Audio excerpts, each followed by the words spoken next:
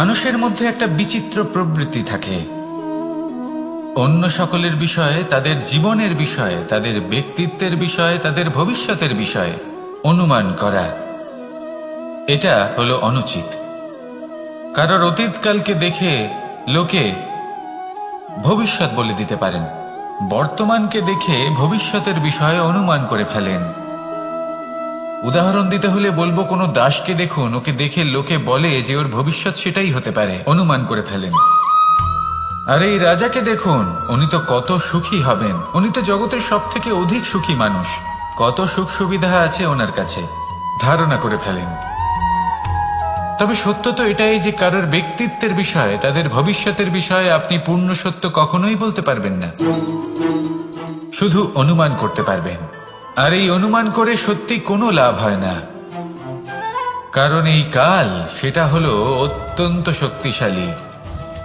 কালো থেকে কালোতর কয়লাকেও হিরেতে পরিণত করতে পারে, অনেক বড় বড় রাজাকেও বিদূষক বানিয়ে ফেলতে পারে এক মুহূর্তেই। তাহলে আপনি অনুমান করে কি লাভ? কি পেলেন অনুমান করে? সেই জন্য কারোর বিষয়ে কোনো অনুমান করবেন না, তার ভবিষ্যতের বিষয়ে অনুমান করতে যাবেন না, কারোর বিষয়ে কোনো ধারণা করে নেবেন না। কিছু করতে হলে ভালোবাসুন, সবার মধ্যে ভালোবাসা ছড়ান, সবার মধ্যে ধন্যাত্মক ভাব ছড়ান। এই মন প্রসন্ন হয়ে বলবে, রাধা রাধা।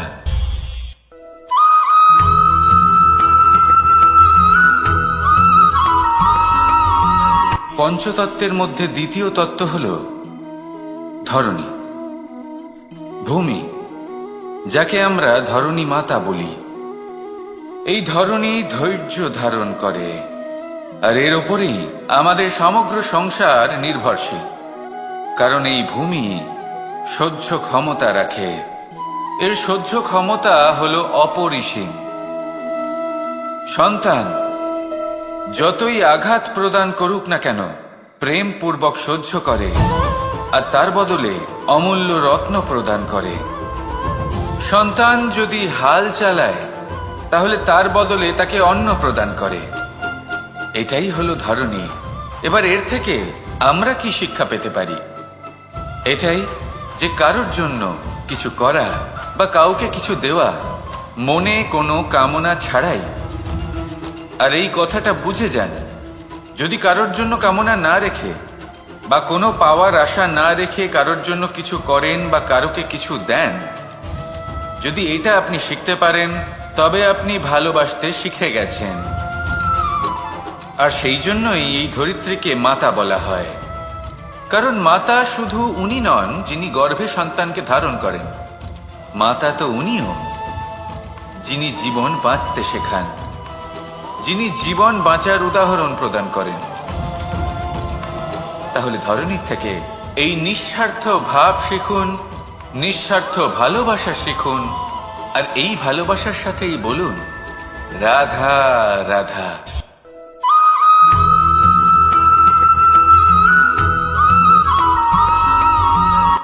সংসারে আমাদের জীবনে যখন কোনো সুখ বা দুঃখ আসে, তার জন্য আমরা কাউকে না কাউকে অবশ্যই দায়ী করে থাকি, তাই না? এই ব্যক্তি আমাদের সাথে এরকম কাজ করেছেন, তাই আমার সাথে এমন হলো। ওই ব্যক্তি যদি এমনটা না করতেন, তাহলে আজ আমি ওই স্থানে পৌঁছতে পারতাম। সবই আপনার দৃষ্টিভঙ্গির ওপর নির্ভরশীল। আর যদি আপনার দৃষ্টিভঙ্গি এমন হয়, তাহলে তা অনুচিত। সত্যি কথা বলতে, এই সংসারে ভিন্ন ভিন্ন ধরনের মানুষ আছে। এটা আপনার উপর নির্ভর করছে কিভাবে তাদের স্বাগত জানাবেন। একবার ভাবুন, আমি আমার দুটো হাত সামনে নিয়ে এলাম, দুটো মুঠো খুলে দিলাম। দুই প্রকারের মানুষ আসবেন, কিছু না কিছু দিয়ে যাবেন। এই মুঠো যদি আমি বন্ধ করে দিই, তাহলে না কেউ আমাকে কিছু দিতে পারবে, না আমার কিছু যাবে আসবে। নিশ্চয়ই বুঝতে পারছেন এই দুই ধরনের ব্যক্তি কারা এবং তারা কি দিয়ে যান। আমি যদি নিজের মুঠো খুলে দিই, তাহলে কিছু ভালো মানুষ আসবেন, আমাকে আনন্দ, সন্তুষ্টি, জ্ঞান প্রদান করে যাবেন, ভালো অভিজ্ঞতা দিয়ে যাবেন। কোনো খারাপ ব্যক্তি যদি আসেন, তাহলে তিনিও খারাপ অভিজ্ঞতা দেবেন, যার থেকে আমি শিক্ষা লাভ করব। এই সব কিছু আমি লাভ করতে পারি। মুঠো যদি বন্ধ করে রাখি, তাহলে আমি কিছুই পাবো না। দেখুন, এই সংসারে প্রত্যেকের জীবন এইরকম। প্রত্যেকের জীবনে সবকিছুই আছে, ভালো খারাপ দুই মানুষই আছে, ভালো অভিজ্ঞতা আছে, খারাপ অভিজ্ঞতা আছে। নির্ভর করছে আপনার উপর যে আপনি কি করবেন, এনাদের স্বাগত কিভাবে জানাবেন, কার থেকে কি বুঝবেন, কি শিখতে পারবেন, আর কোন দৃষ্টিভঙ্গি নিয়ে অগ্রসর হবেন। এটাই নির্ধারণ করবে যে আপনার জীবন কেমন হবে। আসুন আমার সাথে ভালোবেসে বলুন, রাধা রাধা।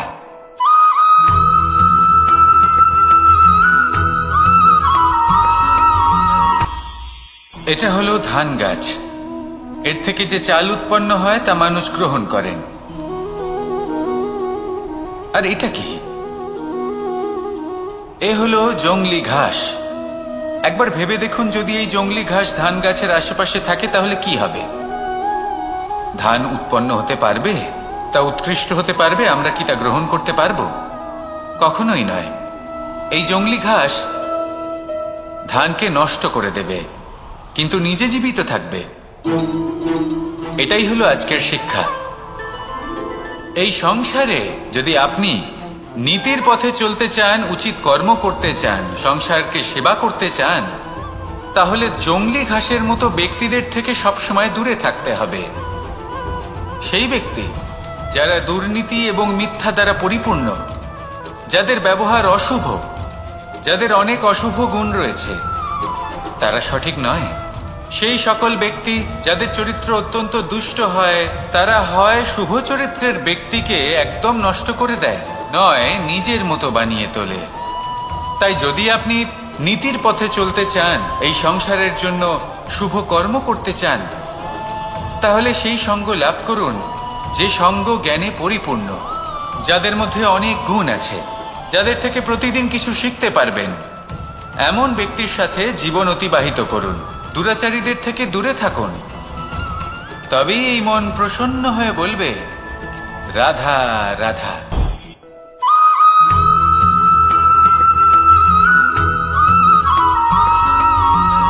মানুষের মানসিকতা এমন হয় যে সে যতটা করে আশা করে যে তার থেকে অনেক বেশি তার বদলে সে পাবে। দেখুন, সবকিছুই আপনার ভাবনা চিন্তার উপর নির্ভর করছে। আপনি যদি ফলের বিষয়ে ভেবে কর্ম করতে থাকেন তাহলে সেটা অনুচিত। জীবনের আসল আনন্দ হলো নিজের কর্ম করতে থাকা, ফলের চিন্তা করা উচিত নয়। যদি আপনি এরকম ভাবেন যে আমি এতটা করছি, আমার এতটা পাওয়া উচিত, সেই ভাবনা অনুচিত। যদি আপনি সেবার মানসিকতা নিয়ে কর্ম করতে থাকেন, কর্মচক্রে প্রবাহিত হন, যদি আপনি এমন ভাবনা রাখেন যে আমি এতটা পাচ্ছি তাই এর থেকে অনেক বেশি আমি কর্ম করব, তাহলে নিশ্চিত রূপে আপনি যতটা করছেন তার থেকে অনেক বেশি আপনি পাবেন। আপনার আশার থেকে অনেক বেশি আপনি পাবেন। শুধু জীবনে অনেক বেশি কাজ করতে থাকুন, ফলের চিন্তা করবেন না। আর মনে রাখবেন, এই ভাবনাই সব থেকে বড় বীজ। কর্মের উপর বিশ্বাস রাখুন। জীবনে যা যা আপনি চান সবই সুখময় হবে। আসুন আর আমার সাথে ভালোবেসে বলুন, রাধা রাধা।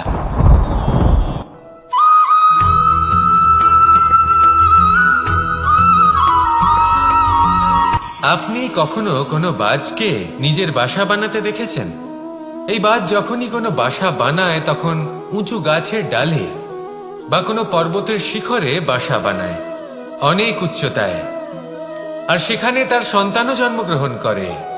যখন এই সন্তানেরা জন্মায় তখন এই বাজ খুবই ভালোবেসে এবং খুব সাবধানে এদের পালন পোষণ করে। নিজের ঠোঁট দিয়ে তাদের ঠোঁটে খাবার পরিবেশন করে। কিন্তু যেই সেই সন্তানেরা হৃষ্টপুষ্ট হয়ে যায় এবং সেই কথা বাজ নিজে বুঝতে পেরে যায়, সেই বাজ নিজেই সেই বাসা ছিন্ন ভিন্ন করে দেয়। সেই সন্তান যাদের সবেমাত্র ডানা গজিয়েছে, কিভাবে উঠতে হয় তারা জানে না, সেই সন্তানগুলিকে উচ্চতা থেকে ঠেলে দেয়। সেই সন্তান প্রথমে ভয়ভীত হয়ে যায়। তারা সামনে মৃত্যুকে দেখতে পেয়ে ভয়ের কারণে তাদের ডানা ঝাপটাতে থাকে। আর সেই প্রক্রিয়াতেই সেই সন্তানগুলি উড়তে শুরু করে দেয়। এবার এই ঘটনায় আমরা কি শিক্ষা পেতে পারি? এটাই, যদি আপনি মাতা পিতা হন তাহলে নিজের সন্তানকে অবশ্যই স্নেহ করুন। কিন্তু তাদেরকে নিজের আঁচলের তলায় বেঁধে রাখবেন না। যদি আপনি চান আপনার সন্তান জীবনে উন্নতি করুক, তাহলে নিজের মুঠো থেকে তাদের স্বতন্ত্র করে দিন। এই সংসারে সংঘর্ষ করতে দিন। সেই সন্তান নিজেই বুঝতে পারবে যে জন্মের সময় পাওয়া ডানা কি করে ব্যবহার করতে হয়। আর আপনার চোখের সামনে আপনার সন্তান এই আকাশে উড়তে থাকবে। তাহলে আসুন আমার সাথে ভালোবেসে বলুন, রাধা রাধা।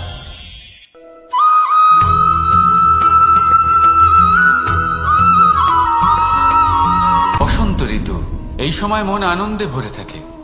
এমন মনে হয় যেন আমরা আকাশে বিচরণ করতে চলে যাই, কিন্তু সেটা তো সম্ভব নয়।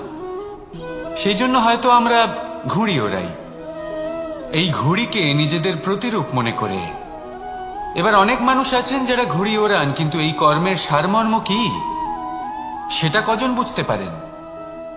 আপনি এটা মনে করুন যে আপনি হলেন সেই ঘুড়ি, আর এই সুতো যিনি ধরে রয়েছেন তিনি হলেন পরমাত্মা। আর এই সুতো যেখান থেকে শুরু হয় সেই লাটাই হলো আমাদের কর্মচক্র। এবার আপনি নিজেই অনুমান করুন যে এই উড়ান কার ওপর নির্ভরশীল? পরমাত্মার ওপর আর আপনার কর্মের ওপর। যদি পরমাত্মা আপনার হাত ধরে থাকেন, আপনার সাথে থাকেন, যদি আপনি শুভ কর্ম করতে থাকেন, আপনি এই আকাশে উড়তে থাকবেন। কিন্তু কোথাও কোথাও যদি পরমাত্মার সাথে এই বন্ধন ছিন্ন হয়, আপনার কর্মচক্র খারাপ হয়ে যায় বা থেমে যায়, তাহলে আপনার এই ঘুড়ি কেটে যাবে আর দূরে কোনো গাছের ডালে গিয়ে আটকে যাবে।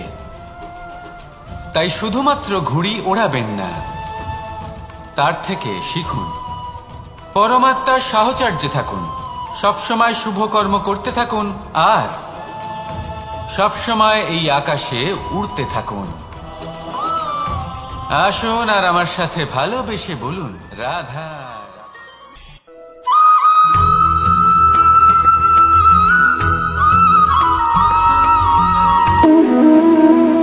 সম্পর্ক হলো আমাদের জীবনের একটি আধার। কিছু সম্পর্ক এমন যে আমরা জন্মসূত্রে লাভ করি, যেমন পরিবার, মা বাবা। কিছু সম্পর্ক আছে যে আমরা জীবনে অর্জন করে থাকি, তা সে প্রেমের হোক, স্নেহের হোক বা বন্ধুত্বের। এই সকল সম্পর্ক লাভ করার বা গড়ে তোলার 5টি ধাপ রয়েছে। প্রথম ধাপ, কোনো ব্যক্তির সাথে আলাপ হওয়া, তার সাথে কথা বলা বা তাকে দেখা। দ্বিতীয় ধাপ, সে ব্যক্তিকে আমাদের ভালো লাগা। তৃতীয় ধাপ, আমাদের এটা চাইতে শুরু করা যে জীবনে এই ব্যক্তি যেন আমাদের বন্ধু হন, আমাদের জীবনে থাকেন, বা আমাদের কাউকে ভালোবেসে ফেলা। আর এটা আমাদের ভাবা বা চাওয়া যে সেই ব্যক্তি যেন আজীবন আমার সাথে থাকেন, আমার জীবনে আমার সাথী হয়ে। চতুর্থ ধাপ, লাভ করা। এবার এই ধাপটি অনেক মানুষের পক্ষেই খুবই সরল হয়, বড়ই সরল ভাবে নিজেদের সঙ্গীকে লাভ করে থাকেন। কিছু মানুষের জন্য এই ধাপ অত্যন্ত কঠিন হয়ে থাকে। অনেক প্রতিকূল পরিস্থিতির উপর জয়লাভ করে তারা সঙ্গীকে লাভ করেন, কিন্তু লাভ অবশ্যই করেন।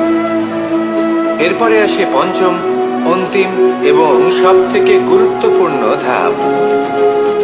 সেটা হলো সেই সম্পর্ক পালন করা। এটা হলো এমন এক বিষয় যা প্রত্যেক মানুষের শেখা উচিত।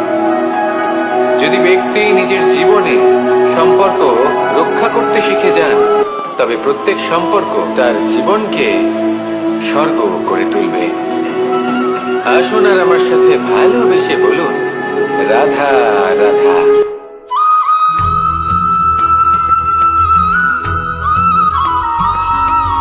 জীবনে যখন কোনো ব্যক্তি নিজের লক্ষ্য প্রাপ্তির জন্য নিরন্তর পরিশ্রম করতে থাকেন, চেষ্টা করতে থাকেন, তখন তিনি কষ্ট অনুভব করেন।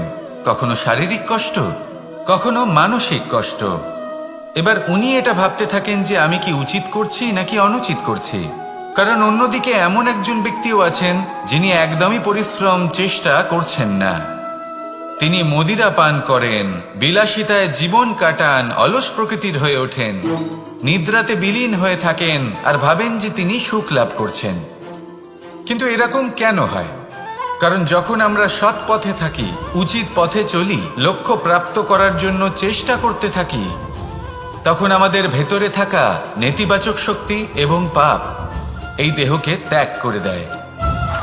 আর এই অনুভূতিটাই আমাদের দুঃখের অনুভূতি দেয়, কষ্ট দেয়। এবার সেখানে যদি আমরা কুপথে চলি, অনুচিত পথে চলতে থাকি, তাহলে আমাদের ভেতরে থাকা পুণ্য এবং ধনাত্মক শক্তি আমাদের দেহ ত্যাগ করে দেয়। আর এই অনুভূতির কারণেই আমরা সুখ অনুভব করি। কিন্তু কখনো ভাববেন যে এই সুখ বেশি সময় পর্যন্ত থাকে না।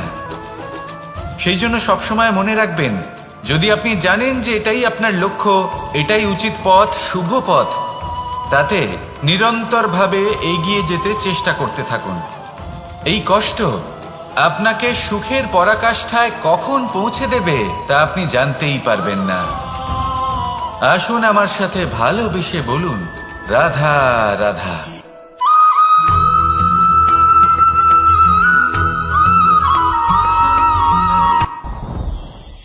সাথী। সাথী এই শব্দটির ব্যাখ্যা কে কিভাবে করে? মিত্র, সখা, বন্ধু। কিন্তু অর্থ একটাই, তিনি যিনি আপনার সঙ্গী হন আর তিনি যার সাথী আপনি হন।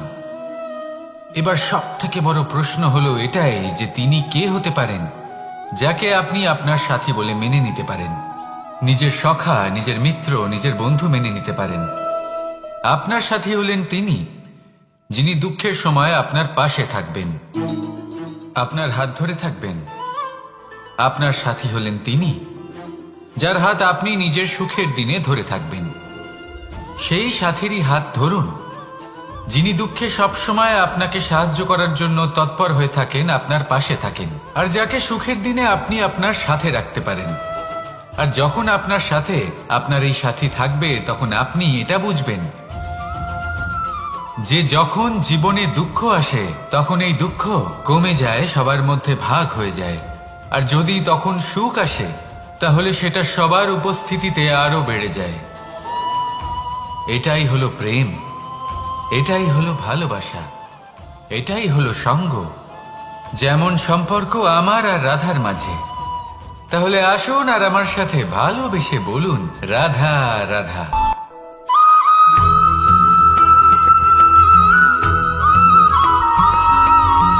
এই সংসারে প্রত্যেক মানুষ এটাই চান যে তিনি যেন ধনবান হন, আর্থিক অবস্থা তার ভালো থাকে, ওনার বাড়িতে লক্ষ্মীর আগমন হয়। কিন্তু সেটা হবে কি করে, সেটাই হলো প্রশ্ন। কেউ বলেন যে যদি পরিশ্রম করো তাহলে ধন অর্জন সম্ভব, কেউ বলেন যে যদি বিদ্যা লাভ হয় তবেই ধন অর্জন সম্ভব, কেউ বলেন যে যদি বলশালী হও তবেই সম্পন্ন থাকবে। ভালো কথা, যদি তাই হয়ে থাকে, তবে দিনমজুর সারা দিন পরিশ্রম করেন, তিনি কেন ধনী হন না? অনেকজন বিদ্বান মানুষ আছেন এই সংসারে, তারা কেন ধনবান হন না? অনেক সংখ্যক বলশালী ব্যক্তি আছেন, তাদের কাছে ধন নেই কেন? তাদের কেন ধনের অভাব হয়? আবার এমনও কিছু মানুষ আছেন যারা পরিশ্রম করেন, তারা দিনমজুর, কিন্তু তারা ধন অর্জন করতে পারেন। কিছু বিদ্বান ব্যক্তি আছেন যাদের কাছে অধিক মাত্রায় ধন রয়েছে। কয়েকজন বলশালী ব্যক্তি রয়েছেন যাদের কাছে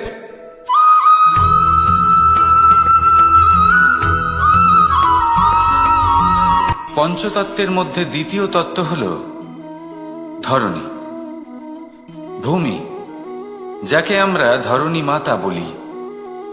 এই ধরণী ধৈর্য ধারণ করে, আর এর ওপরেই আমাদের সমগ্র সংসার নির্ভরশীল। কারণ এই ভূমি সহ্য ক্ষমতা রাখে, এর সহ্য ক্ষমতা হল অপরিসীম। সন্তান যতই আঘাত প্রদান করুক না কেন, প্রেম পূর্বক সহ্য করে, আর তার বদলে অমূল্য রত্ন প্রদান করে। সন্তান যদি হাল চালায়, তাহলে তার বদলে তাকে অন্ন প্রদান করে।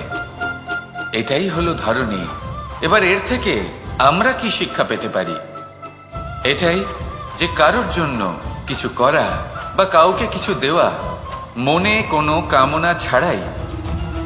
আর এই কথাটা বুঝে যান, যদি কারোর জন্য কামনা না রেখে বা কোনো পাওয়ার আশা না রেখে কারোর জন্য কিছু করেন বা কারোকে কিছু দেন, যদি এটা আপনি শিখতে পারেন তবে আপনি ভালোবাসতে শিখে গেছেন। আর সেই জন্যই এই ধরিত্রীকে মাতা বলা হয়। কারণ মাতা শুধু উনি নন যিনি গর্ভে সন্তানকে ধারণ করেন, মাতা তো উনিও যিনি জীবন বাঁচতে শেখান, যিনি জীবন বাঁচার উদাহরণ প্রদান করেন। তাহলে ধরনীর থেকে এই নিঃস্বার্থ ভাব শিখুন, নিঃস্বার্থ ভালোবাসা শিখুন, আর এই ভালোবাসার সাথেই বলুন রাধা রাধা।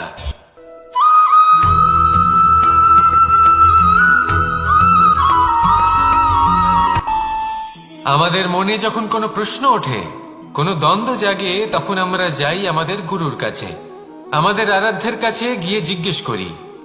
এইভাবেই একদিন আমি পৌঁছলাম আমার আরাধ্যের কাছে, আমার মহাদেবের কাছে, আর ওনাকে প্রশ্ন করলাম যে মহাদেব, জীবনে আনন্দ পাওয়ার, উৎসব পালনের, প্রেম ভাগ করে নেবার, জীবনকে উপভোগ করে নেওয়ার সর্বশ্রেষ্ঠ সময় কোনটা? মহাদেব হাসলেন আর উনি বললেন, জীবনে উৎসব পালনের সব থেকে শ্রেষ্ঠ দিন হল মৃত্যুর ঠিক আগের দিনটা। প্রেম ভাগ করে নেওয়ার সব থেকে শ্রেষ্ঠ মুহূর্ত হল মৃত্যুর ঠিক আগের মুহূর্ত।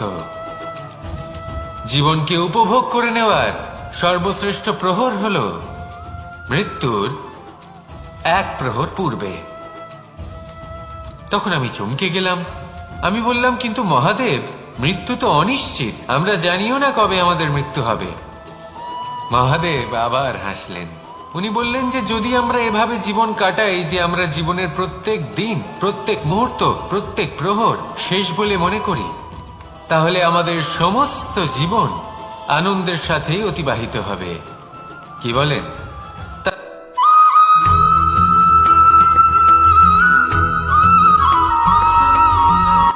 সংসারে আমাদের জীবনে যখন কোনো সুখ বা দুঃখ আসে, তার জন্য আমরা কাউকে না কাউকে অবশ্যই দায়ী করে থাকি, তাই না? এই ব্যক্তি আমাদের সাথে এরকম কাজ করেছেন, তাই আমার সাথে এমন হলো। ওই ব্যক্তি যদি এমনটা না করতেন, তাহলে আজ আমি ওই স্থানে পৌঁছতে পারতাম। সবই আপনার দৃষ্টিভঙ্গির ওপর নির্ভরশীল, আর যদি আপনার দৃষ্টিভঙ্গি এমন হয় তাহলে তা অনুচিত। সত্যি কথা বলতে এই সংসারে ভিন্ন ভিন্ন ধরনের মানুষ আছে। এটা আপনার উপর নির্ভর করছে কিভাবে তাদের স্বাগত জানাবেন। একবার ভাবুন, আমি আমার দুটো হাত সামনে নিয়ে এলাম, দুটো মুঠো খুলে দিলাম। দুই প্রকারের মানুষ আসবেন, কিছু না কিছু দিয়ে যাবেন। এই মুঠো যদি আমি বন্ধ করে দিই, তাহলে না কেউ আমাকে কিছু দিতে পারবে, না আমার কিছু যাবে আসবে। নিশ্চয়ই বুঝতে পারছেন এই দুই ধরনের ব্যক্তি কারা এবং তারা কি দিয়ে যান। আমি যদি নিজের মুঠো খুলে দিই, তাহলে কিছু ভালো মানুষ আসবেন, আমাকে আনন্দ, সন্তুষ্টি, জ্ঞান প্রদান করে যাবেন, ভালো অভিজ্ঞতা দিয়ে যাবেন। কোনো খারাপ ব্যক্তি যদি আসেন, তাহলে তিনিও খারাপ অভিজ্ঞতা দেবেন, যার থেকে আমি শিক্ষা লাভ করব। এই সব কিছু আমি লাভ করতে পারি। মুঠো যদি বন্ধ করে রাখি, তাহলে আমি কিছুই পাবো না। দেখুন, এই সংসারে প্রত্যেকের জীবনে এইরকম। প্রত্যেকের জীবনে সবকিছুই আছে, ভালো খারাপ দুই মানুষই আছে, ভালো অভিজ্ঞতা আছে, খারাপ অভিজ্ঞতা আছে। নির্ভর করছে আপনার উপর যে আপনি কি করবেন, এনাদের স্বাগত কিভাবে জানাবেন, কার থেকে কি বুঝবেন, কি শিখতে পারবেন, আর কোন দৃষ্টিভঙ্গি নিয়ে অগ্রসর হবেন। এটাই নির্ধারণ করবে যে আপনার জীবন কেমন হবে। আসুন আমার সাথে ভালোবেসে বলুন রাধা রাধা।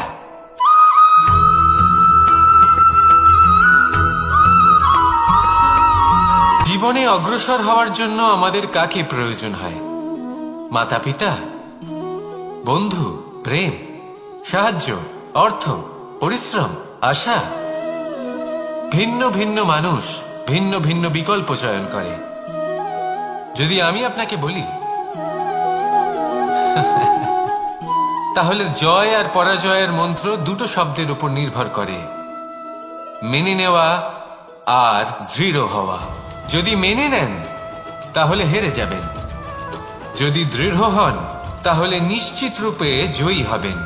যদি কখনো আপনি ক্লান্ত হয়ে ওঠেন, আপনি দুঃখী হন, পুরোপুরি ভেঙে পড়েছেন, তখন মেনে নেবেন না যে আপনি ভেঙে পড়েছেন, নয়তো হেরে যাবেন। তখন উল্টে স্থির করবেন যে যাই হয়ে যাক না কেন, আমি জয়ী হবই। আর আপনি দেখবেন যে জয় নিশ্চিত রূপে আপনার কাছেই আসবে। তাহলে এই কথা মনে রাখবেন আর আমার সাথে ভালোবেসে বলবেন, রাধা রাধা।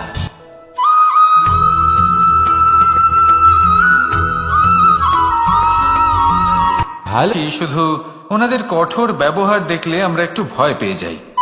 এবার ওনাদের এই কঠোর ব্যবহার আমাদের ভালো না লাগলেও অত্যন্ত আবশ্যক, কারণ মাতার থেকে আমরা যে শক্তি লাভ করি তা যেন নিয়ন্ত্রণ হারিয়ে বিধ্বংসী না হয়ে ওঠে, আমরা যেন কোনো কুপথে না চলে যাই, আমরা কখনো যেন দোষ না করে ফেলি। শুধু সেই জন্য পিতা এবং গুরু একটু কঠোর হয়ে ওঠেন, এবং ওনাদের এই কঠোর আচরণ ভবিষ্যতে গিয়ে আমরা অবশ্যই বুঝতে পারি। জীবনে কিছু বছর আমরা এগিয়ে যাই আর তারপর আমরা বুঝতে পারি যে বাবা এবং গুরু আমাদের যথেষ্ট ভালোবাসতেন, কিন্তু ওনাদের ভালোবাসার বহিঃপ্রকাশ আলাদা। প্রয়োজনীয় হলো এটা দেখার, এটা বোঝার যে শুরু থেকে আমাদের প্রতি ওনাদের আচরণ কেমন ছিল। ওনাদের কঠোর হওয়ার পেছনে ওনাদের ভালোবাসাটা বোঝার চেষ্টা করুন, ওনাদের চিন্তাটা বোঝার চেষ্টা করুন, ওনাদের পথপ্রদর্শনের আড়ালে আপনার ভবিষ্যতের জন্য যে পরিকল্পনা ওনারা করেছেন সেটা বোঝার চেষ্টা করুন। তখন আপনারা বুঝতে পারবেন ওনাদের ভালোবাসাকে। আপনার মনের মধ্যে আপনা থেকেই ওনাদের প্রতি সম্মান জেগে উঠবে। নিজের পিতা এবং নিজের গুরু এই দুজনের প্রতি কৃতজ্ঞতা প্রকাশ করুন আর আমার সাথে ভালোবেসে বলুন, রাধা রাধা।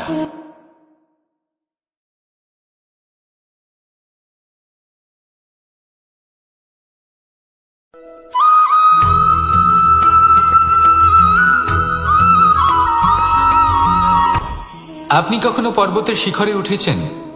আপনি দেখতে পাবেন পর্বতের পদতলে প্রচুর সুন্দর ফুল রয়েছে, সবুজ বনানী রয়েছে। যত আপনি উপরে উঠতে থাকবেন তত ফুল কমতে থাকবে, সবুজ বনানী কমতে থাকবে। আরো কিছুটা উপরে উঠলে কাঁটা জাতীয় গাছ দেখতে পাবেন, শুকনো গাছ দেখতে পাবেন। আরো যদি উপরে ওঠেন তাহলে পাষাণ দেখতে পাবেন। আরো উপরে উঠলে হিমখণ্ড দেখতে পাবেন। এই যে পর্বত, তা মনুষ্য জীবনের সব থেকে উত্তম উদাহরণ। মানুষ যখন সাফল্যের শিখরে পৌঁছতে চান, মহানুভবতার শিখরে পৌঁছতে চান, পথে যত আস্তে আস্তে উপরে উঠতে থাকেন ততই ভৌতিক বস্তু তার থেকে বিচ্ছিন্ন হতে থাকে। যদি তিনি সেই ভৌতিক বস্তুগুলি ত্যাগ না করতে পারেন তাহলে কখনোই সেই স্থানে পৌঁছতে পারবেন না। আর মানুষ যদি উচিত ত্যাগ করতে পারেন, পথে অগ্রসর হতে থাকেন, এগোতে থাকেন, তাহলে একদিন না একদিন তিনি মহানুভবতার, জ্ঞানের, সাফল্যের হিমের স্বাদ অবশ্যই লাভ করবেন। মনে রাখবেন, মানব জীবনে ত্যাগ হলো অত্যন্ত গুরুত্বপূর্ণ অংশ। আসুন আমার সাথে ভালোবেসে বলুন, রাধা রাধা।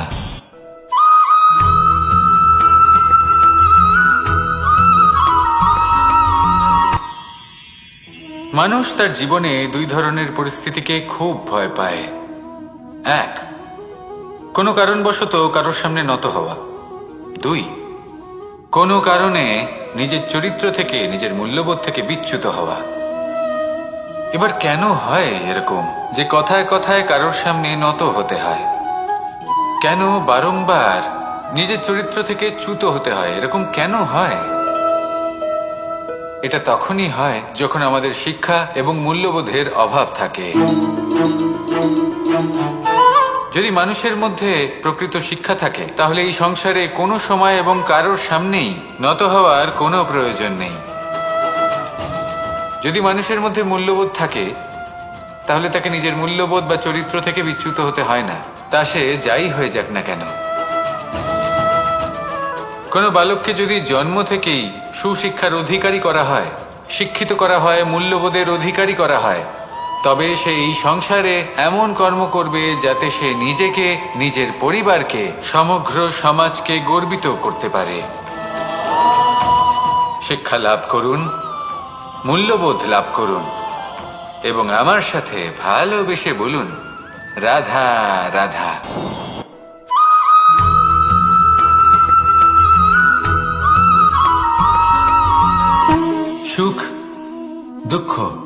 এবং শক্তি।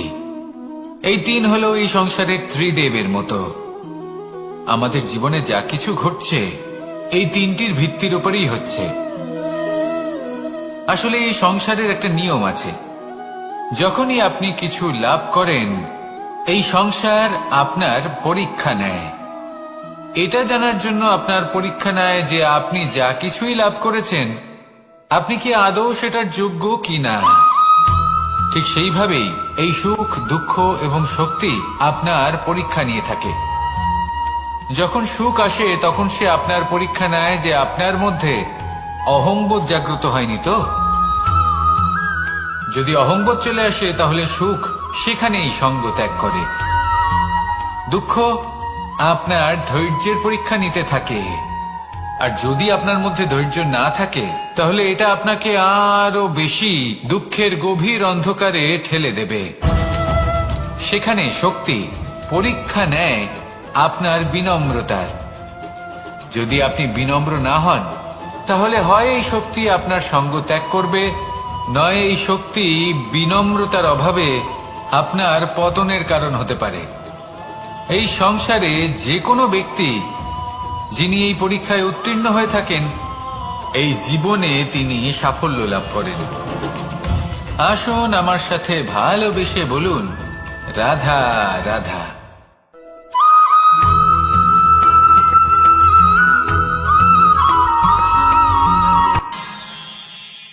আমরা সবাই সূর্যকে সম্মান কেন করি?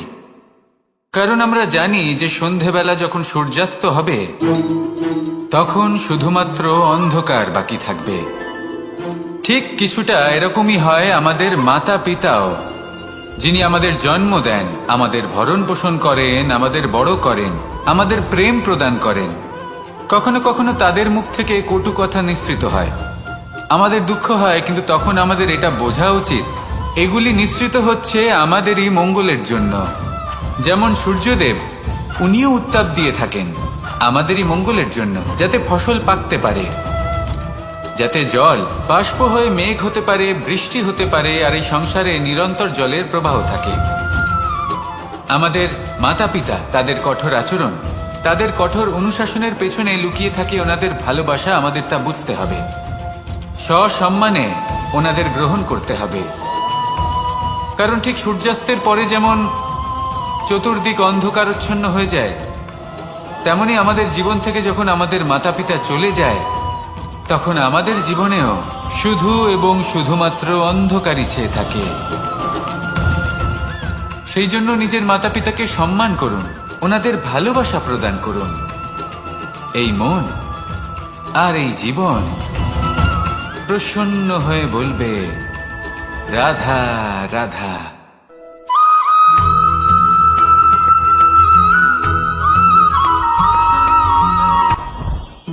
জীবনে কিছু শেখা অত্যন্ত গুরুত্বপূর্ণ।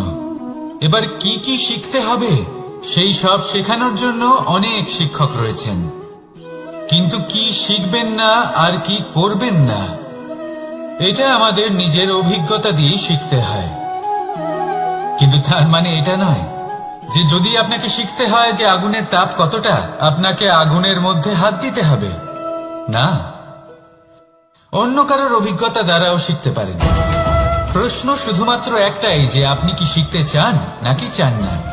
যদি আপনি এটাই ভাবেন যে আমি শুধুই নিজের অভিজ্ঞতা দ্বারাই শিখতে চাই, তাহলে জীবনকাল ছোট মনে হবে, অনেক কিছুই শিখতে পারবেন না। তাই নিজের সাথে সাথে বড়দের অভিজ্ঞতার দ্বারাও শেখা শুরু করে দিন। এই সংসারের অভিজ্ঞতা দ্বারা শিখতে শুরু করে দিন।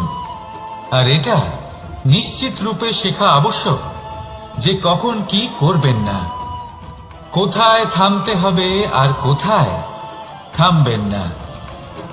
তাহলে আসুন আর আমার সাথে ভালোবেসে বলুন, রাধা রাধা।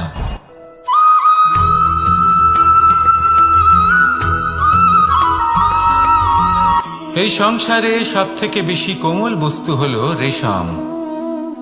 এই রেশম এতটাই কোমল হয় যে এর পুরো একটা থান শুধুমাত্র একটা হাতে ধরা সম্ভব।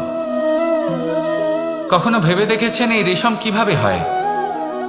একটি কীট তার লালার দ্বারা উৎপন্ন হয়। এই কীট সেই রেশমকে পাক দিতে থাকে, পাক দিতেই থাকে, আর আস্তে আস্তে তার মধ্যেই জড়িয়ে পড়ে। শেষে ওর এই সুন্দর অমূল্য সৃষ্টি রেশমের এই সুতো, তার নির্মাণ কার্য পূর্ণ হয়। কিন্তু তাতেই ও নিজে বন্দী হয়ে যায়। নিজেরই মায়াজালের এই বন্দী গৃহে নিজেই ফেঁসে যায়। এবার এই সুতোকে ব্যবহারযোগ্য করে তোলার জন্য এই কীটগুলিকে এই কবচের সাথেই ফুটন্ত জলে ফেলে দেওয়া হয়। এই সংসারে যদি আমাদের স্বপ্ন এই সংসারের দুঃখ হরণ করার জন্য, এই সংসারে সুখ বিতরণ করার জন্য হয়, তবেই আমাদের প্রগতি সম্ভব। যদি আমাদের এই স্বপ্ন শুধুই আমাদের এবং আমাদের স্বার্থ সিদ্ধির জন্য হয়, তাহলে এই স্বপ্ন আমাদের অন্ধ করে দেবে, আমাদের অন্ধকারের পথে নিয়ে যাবে, আর আমরাও সেই কীটের মতো হয়ে যাব। নিজেদেরই মায়াজালে আমরা নিজেই ফেঁসে যাব, আর শেষে আমরা যদি কিছু লাভ করি তা হবে একাকিত্ব, অন্ধকারময় মৃত্যু। তাই স্বপ্ন অবশ্যই দেখুন, কিন্তু এমন ভাবে স্বপ্ন দেখবেন না যে তার এই বন্দিগৃহে আপনি নিজেই ফেঁসে গেলেন। স্বপ্ন দেখুন পরোপকারে।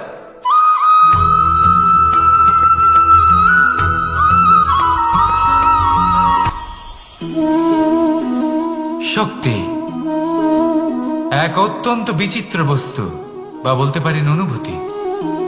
পিতা সবসময় চান যেন তিনি তার শক্তি পুত্রকে। আসুন আপনাকে সহজে বোঝাই। যদি আপনি সুপাত্র হন আর আপনাকে শক্তি দেওয়া হয়, তাহলে আপনি সেই শক্তির গুরুত্ব বুঝবেন, কোথায় সেই শক্তি প্রয়োগ করা উচিত সেটা বুঝবেন। আর এটা যেহেতু অর্জন করা শক্তি হবে, সেই শক্তির অপব্যবহার হবে না। কিন্তু যদি এই আপনি কুপাত্র হন আর যদি আপনাকে এই শক্তি দেওয়া হয়, তাহলে কি হবে? দেখতে গেলে এই শক্তি আপনি দান হিসেবে পেয়েছেন, তাই না আপনি এই শক্তির গুরুত্ব বুঝবেন, আর না এর প্রয়োগ আপনি জানবেন। তার অপব্যবহার হওয়া সুনিশ্চিত। তাই যদি আপনি কোনো শক্তি অর্জন করতে চান, তাহলে আগে তার যোগ্য হয়ে উঠুন, পুত্র নয় পাত্র হয়ে উঠুন। আর আমার সাথে ভালোবেসে বলুন, রাধা রাধা।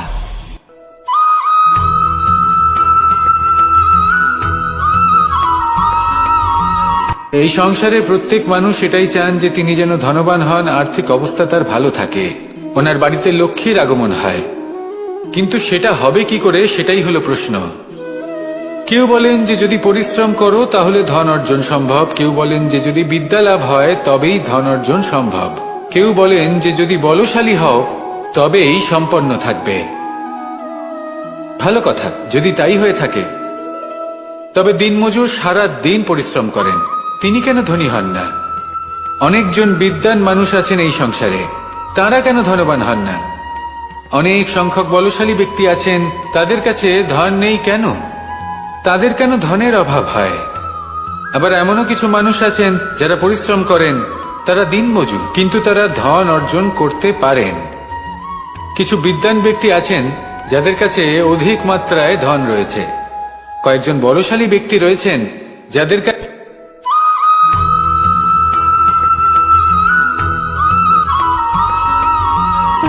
সুখ, দুঃখ এবং শক্তি, এই তিন হলো এই সংসারের ত্রিদেবের মতো।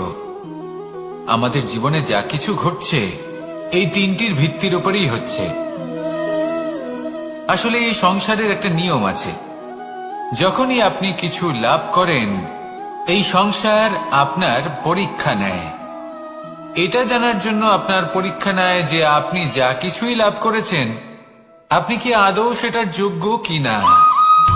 ঠিক সেইভাবেই এই সুখ, দুঃখ এবং শক্তি আপনার পরীক্ষা নিয়ে থাকে। যখন সুখ আসে তখন সে আপনার পরীক্ষা নেয় যে আপনার মধ্যে অহংবোধ জাগ্রত হয়নি তো। যদি অহংবোধ চলে আসে তাহলে সুখ সেখানেই সঙ্গ ত্যাগ করে। দুঃখ আপনার ধৈর্যের পরীক্ষা নিতে থাকে, আর যদি আপনার মধ্যে ধৈর্য না থাকে তাহলে এটা আপনাকে আরো বেশি দুঃখের গভীর অন্ধকারে ঠেলে দেবে। সেখানে শক্তি পরীক্ষা নেয় আপনার বিনম্রতার। যদি আপনি বিনম্র না হন, তাহলে হয় এই শক্তি আপনার সঙ্গ ত্যাগ করবে, নয় এই শক্তি বিনম্রতার অভাবে আপনার পতনের কারণ হতে পারে। এই সংসারে যে কোনো ব্যক্তি যিনি এই পরীক্ষায় উত্তীর্ণ হয়ে থাকেন, এই জীবনে তিনি সাফল্য লাভ করেন। আসুন আমার সাথে ভালোবেসে বলুন, রাধা রাধা।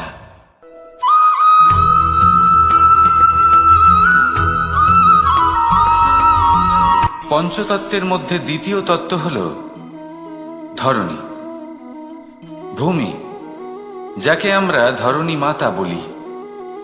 এই ধরণী ধৈর্য ধারণ করে, আর এর ওপরেই আমাদের সমগ্র সংসার নির্ভরশীল। কারণ এই ভূমি সহ্য ক্ষমতা রাখে, এর সহ্য ক্ষমতা হল অপরিসীম। সন্তান যতই আঘাত প্রদান করুক না কেন, প্রেম পূর্বক সহ্য করে, আর তার বদলে অমূল্য রত্ন প্রদান করে। সন্তান যদি হাল চালায়, তাহলে তার বদলে তাকে অন্ন প্রদান করে। এটাই হলো ধরণী। এবার এর থেকে আমরা কি শিক্ষা পেতে পারি? এটাই যে কারোর জন্য কিছু করা বা কাউকে কিছু দেওয়া মনে কোনো কামনা ছাড়াই। আর এই কথাটা বুঝে যান, যদি কারোর জন্য কামনা না রেখে বা কোনো পাওয়ার আশা না রেখে কারোর জন্য কিছু করেন বা কারোকে কিছু দেন, যদি এটা আপনি শিখতে পারেন, তবে আপনি ভালোবাসতে শিখে গেছেন। আর সেই জন্যই এই ধরিত্রীকে মাতা বলা হয়। কারণ মাতা শুধু উনি নন যিনি গর্ভে সন্তানকে ধারণ করেন, মাতা তো উনিও যিনি জীবন বাঁচতে শেখান, যিনি জীবন বাঁচার উদাহরণ প্রদান করেন। তাহলে ধরণীর থেকে এই নিঃস্বার্থ ভাব শিখুন, নিঃস্বার্থ ভালোবাসা শিখুন, আর এই ভালোবাসার সাথেই বলুন, রাধা রাধা।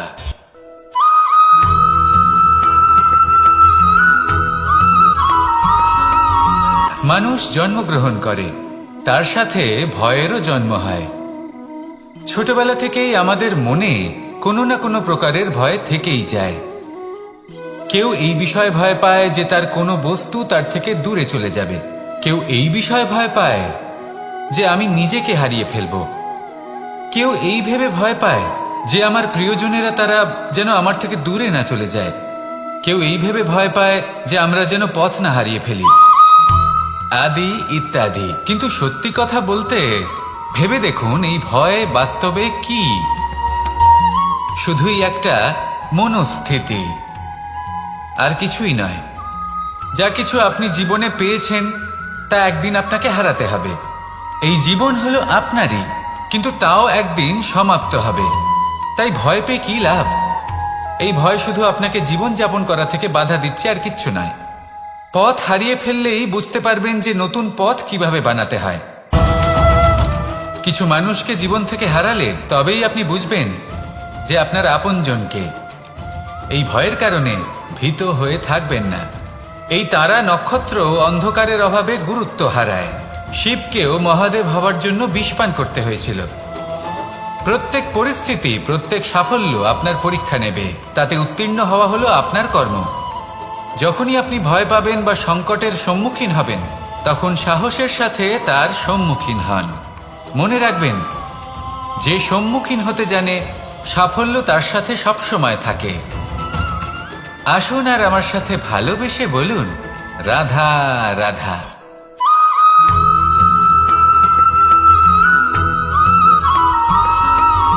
জীবনে অগ্রসর হওয়ার জন্য আমাদের কাকে প্রয়োজন হয়? মাতা পিতা, বন্ধু, প্রেম, সাহায্য, অর্থ, পরিশ্রম, আশা। ভিন্ন ভিন্ন মানুষ ভিন্ন ভিন্ন বিকল্প চয়ন করে। যদি আমি আপনাকে বলি, তাহলে জয় আর পরাজয়ের মন্ত্র দুটো শব্দের উপর নির্ভর করে, মেনে নেওয়া আর দৃঢ় হওয়া।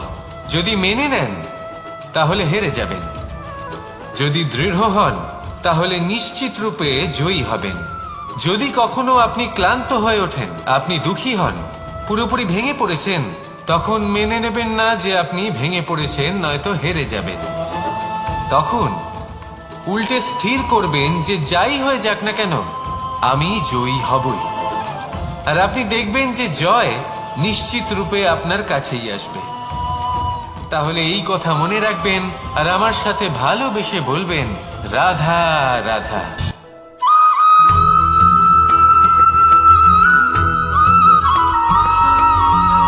এই সংসারে কোনো বস্তু হোক বা ব্যক্তি হোক, তার একার গুরুত্ব কিন্তু খুব বেশি নয়।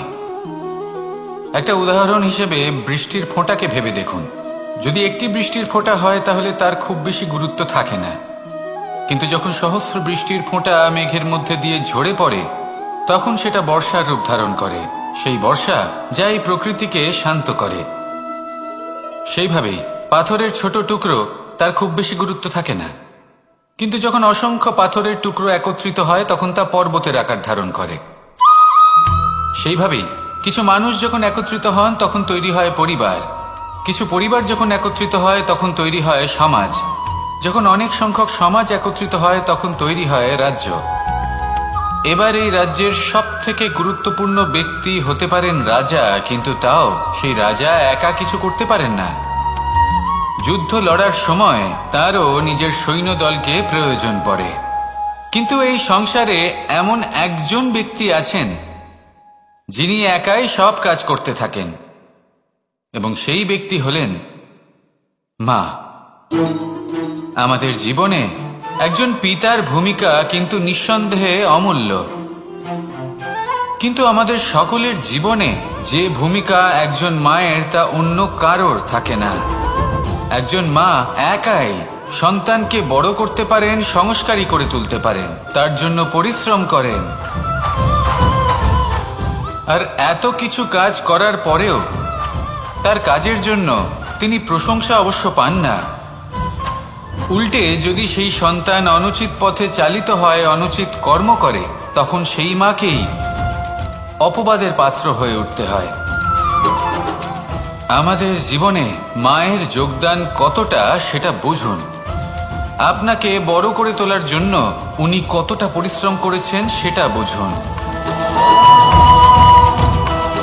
আজ থেকে, এখন থেকে, এই মুহূর্ত থেকে মাকে সম্মান করতে শিখুন।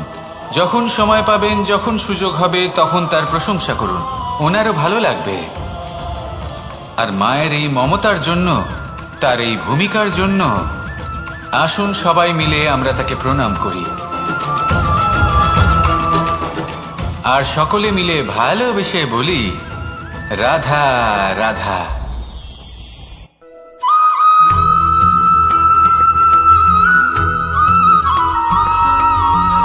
এই সংসারের সব থেকে গুরুত্বপূর্ণ তত্ত্ব কোনটা? প্রথম হলো সময়। জন্ম থেকে মৃত্যু পর্যন্ত এই যে সময়, এটাই তো হলো জীবন। দ্বিতীয় হলো জীবন, যাতে আমরা সময়ের সদ্ব্যবহার করি, শ্রেষ্ঠ থেকে শ্রেষ্ঠতর কাজ করার চেষ্টা করি। বহু বছরের এই পরম্পরা, এই সংস্কৃতিকে এগিয়ে নিয়ে যাওয়ার চেষ্টা করি। এই সংসারে আমরা অংশগ্রহণ করতে চেষ্টা করি। তৃতীয় হলো ধন, সেই ধন যা প্রত্যেক ব্যক্তি অর্জন করতে চেষ্টা করেন। এবার এই তিনটি তত্ত্বের মধ্যে একটা সামঞ্জস্য আছে, সমান ব্যাপার আছে। সে ধনই হোক বা সময় হোক বা হোক জীবন। আর সেই সমান ব্যাপার হলো যে যদি আপনি এটা গণনা করতে থাকেন তাহলে তা কমতে থাকে, যদি আপনি এটা ব্যবহার করেন তাহলে তা বাড়তে থাকে। একে সংগঠিত করে রাখতে চেষ্টা করলে এ হাত থেকে ফসকে যায়, কিন্তু যদি আপনি একে সামলে রাখতে শিখে যান তাহলে এমন কাজ করবেন যাতে সংসারের সাথে সাথে পরবর্তী প্রজন্ম লাভবান হবে। যদি কিছু শিখতে চান তাহলে সামলাতে শিখুন, গণনা করা বা সংগঠিত করা নয়। আসুন আর আমার সাথে ভালোবেসে বলুন, রাধা রাধা।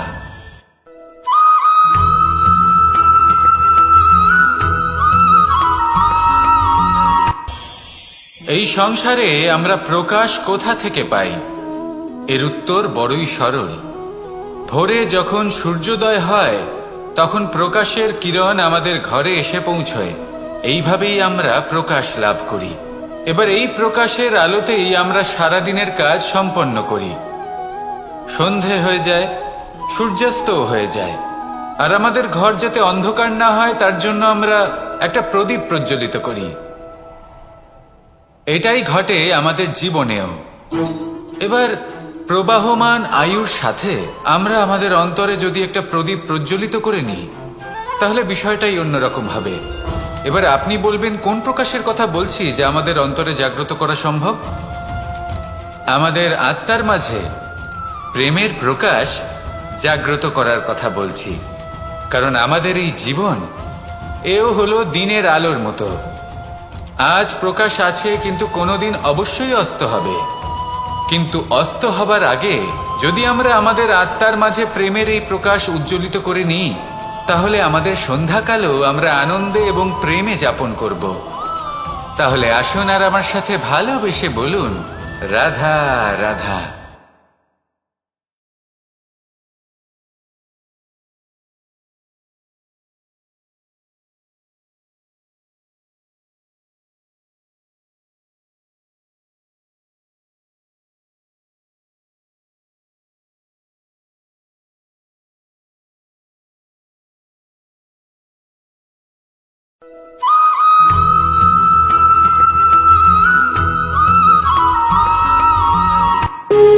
যখন মানুষের মৃত্যু হয় তখন কি হয়?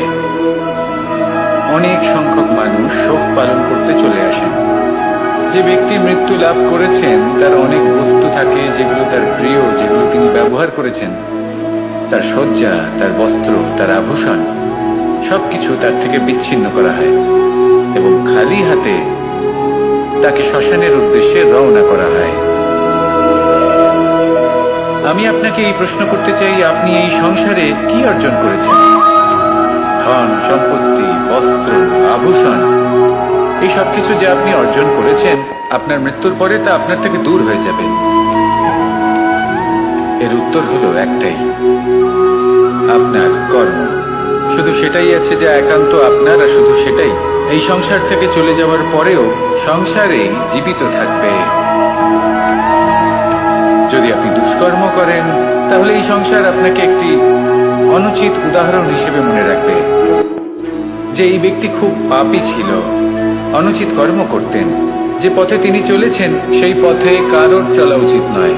সেখানেই যদি আপনি সৎকর্ম করেন, তাহলে সংসার চিরকাল এটাই বলবে যে খুব ভালো মানুষ ছিলেন, সবাইকে ভালোবাসতেন, সবাইকে সাহায্য করতেন, আমার খুব প্রিয় মানুষ ছিলেন। এটাই হলো শ্রেষ্ঠ কর্ম। সেই জন্য জীবনে শুধুমাত্র ধন সম্পত্তি, আভূষণ এই সব অর্জন করতে গিয়ে নিজের মনোনিবেশ করবেন না। শ্রেষ্ঠ কর্ম করুন। সংসার থেকে চলে যাওয়ার পরেও এই কর্মই এই সংসারে আপনাকে জীবিত রাখবে। আসুন আমার সাথে ভালোবেসে বলুন, রাধা রাধা।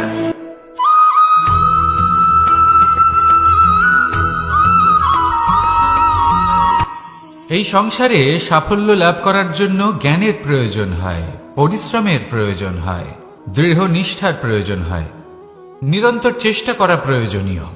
কিন্তু আরো কিছু আছে যা অত্যন্ত প্রয়োজনীয় এবং গুরুত্বপূর্ণ। তা হলো ভালো বন্ধু। তাদের থাকা অত্যন্ত প্রয়োজনীয়। যদি ভালো বন্ধু থাকে, তাহলে সময় এলে তারা ঢাল হয়ে আপনাকে সুরক্ষা করবেন।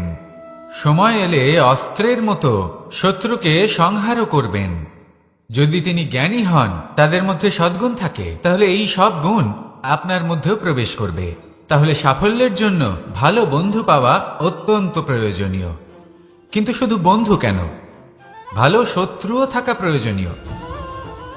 এবার আপনি ভাববেন, আমি কি বললাম? যদি আপনার জীবনেও ভালো অর্থাৎ শক্তিশালী শত্রু থাকে, তাহলে আপনিও শক্তিশালী হতে থাকবেন। এই শত্রু আপনাকে প্রেরিত করবে আরো বেশি শক্তিশালী হয়ে ওঠার। কখনো কোনো হরিণকে দেখুন, তীব্র গতিতে দৌড়তে থাকে। কেন তীব্র গতিতে দৌড়য়? এই কারণে নয় যে কোথাও তার জন্য মধুর ঘাস অপেক্ষা করে রয়েছে, না। সে এই কারণে তীব্র গতিতে দৌড়য় কারণ সেটা না করলে তার পেছনে একটি সিংহ আছে যে ওকে নিজের ভোজন করে ফেলবে। তাই জীবনে বিপদ, সংকট এই সবকিছুও হলো অত্যন্ত গুরুত্বপূর্ণ। তার সম্মুখীন হতে শিখুন আর আমার সাথে ভালোবেসে বলুন, রাধা রাধা।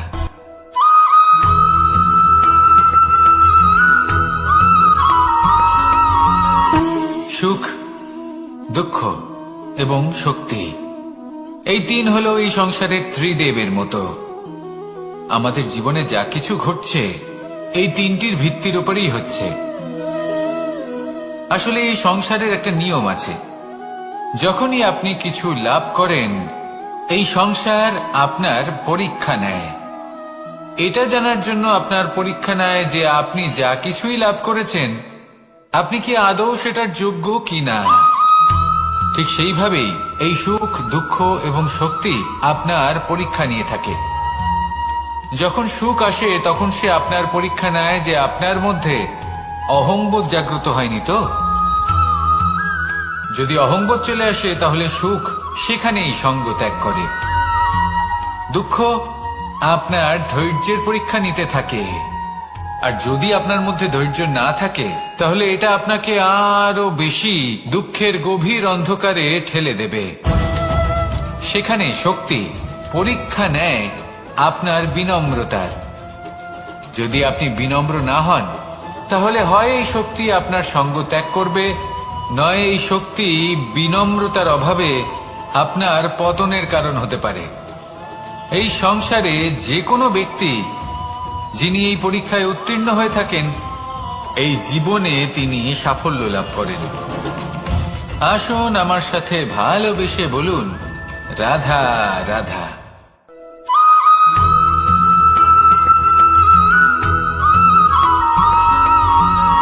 পুরুষার্থ। শাস্ত্রে 4 ধরনের পুরুষার্থের কথা বলা হয়েছে। প্রথম হলো ধর্ম। আপনি কি জানেন এই ধর্ম আসলে কি?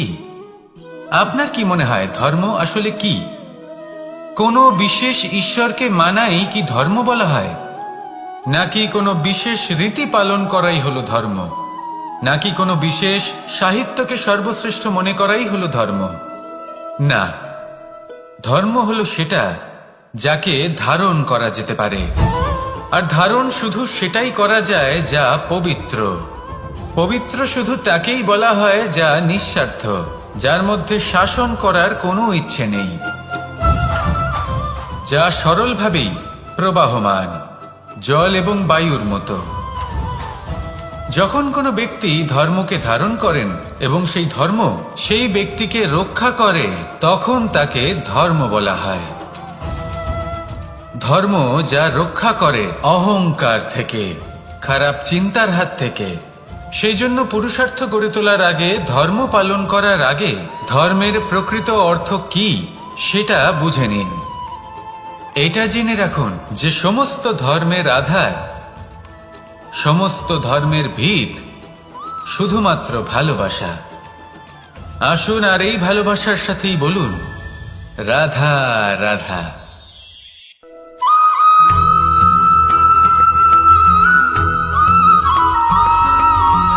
এই সংসারে সবথেকে বেশি কোমল বস্তু হলো রেশম।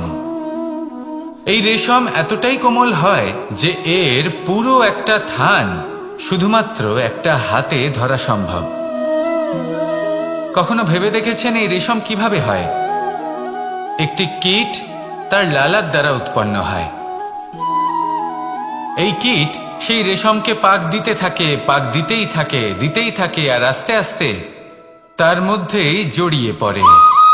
শেষে ওর এই সুন্দর অমূল্য সৃষ্টি রেশমের এই সুতো তার নির্মাণ কার্য পূর্ণ হয়, কিন্তু তাতেই ও নিজে বন্দী হয়ে যায়।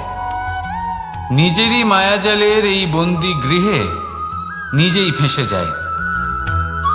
এবার এই সুতোকে ব্যবহারযোগ্য করে তোলার জন্য এই কীটগুলিকে এই কবচের সাথেই ফুটন্ত জলে ফেলে দেওয়া হয়।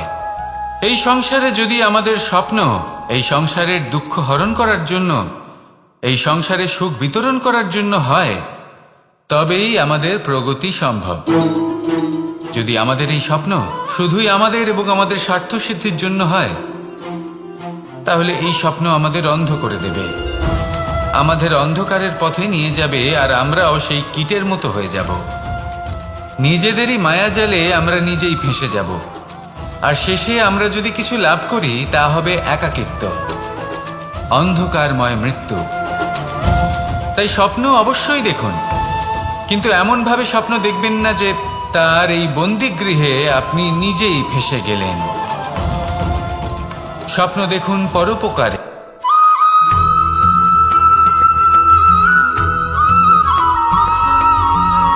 কেউ বলে জীবন খুব ক্ষণস্থায়ী, কেউ বলে জীবন হলো একটা সুন্দর স্বপ্নের মতো, আবার কেউ বলবে জীবন হলো এক কঠোর সত্য।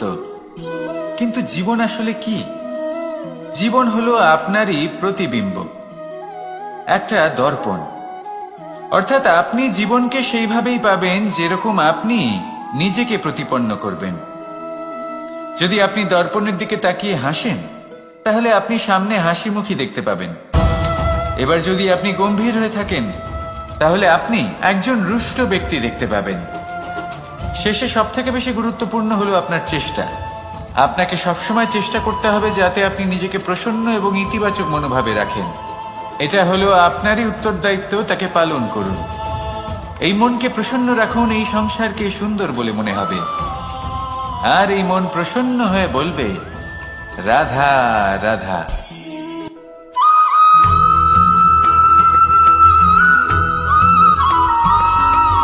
জীবনে যখন কোনো ব্যক্তি নিজের লক্ষ্য প্রাপ্তির জন্য নিরন্তর পরিশ্রম করতে থাকেন, চেষ্টা করতে থাকেন, তখন তিনি কষ্ট অনুভব করেন, কখনো শারীরিক কষ্ট, কখনো মানসিক কষ্ট। এবার উনি এটা ভাবতে থাকেন যে আমি কি উচিত করছি নাকি অনুচিত করছি। কারণ অন্যদিকে এমন একজন ব্যক্তিও আছেন যিনি একদমই পরিশ্রম চেষ্টা করছেন না। তিনি মদিরা পান করেন, বিলাসিতায় জীবন কাটান, অলস প্রকৃতির হয়ে ওঠেন, নিদ্রাতে বিলীন হয়ে থাকেন আর ভাবেন যে তিনি সুখ লাভ করছেন। কিন্তু এরকম কেন হয়? কারণ যখন আমরা সৎ পথে থাকি, উচিত পথে চলি, লক্ষ্য প্রাপ্ত করার জন্য চেষ্টা করতে থাকি, তখন আমাদের ভেতরে থাকা নেতিবাচক শক্তি এবং পাপ এই দেহকে ত্যাগ করে দেয়। আর এই অনুভূতিটাই আমাদের দুঃখের অনুভূতি দেয়, কষ্ট দেয়। এবার সেখানে যদি আমরা কুপথে চলি, অনুচিত পথে চলতে থাকি, তাহলে আমাদের ভেতরে থাকা পুণ্য এবং ধনাত্মক শক্তি আমাদের দেহ ত্যাগ করে দেয়। আর এই অনুভূতির কারণেই আমরা সুখ অনুভব করি। কিন্তু কখনো ভাববেন যে এই সুখ বেশি সময় পর্যন্ত থাকে না। সেই জন্য সবসময় মনে রাখবেন, যদি আপনি জানেন যে এটাই আপনার লক্ষ্য, এটাই উচিত পথ, শুভ পথ, তাতে নিরন্তরভাবে এগিয়ে যেতে চেষ্টা করতে থাকুন। এই কষ্ট আপনাকে সুখের পরাকাষ্ঠায় কখন পৌঁছে দেবে তা আপনি জানতেই পারবেন না। আসুন আমার সাথে ভালোবেসে বলুন রাধা রাধা।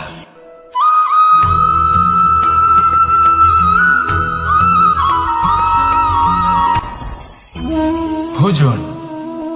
এবার ভোজন সংগ্রহ করার জন্য মানুষ কি না করেন, সব সময় চেষ্টা করতে থাকেন।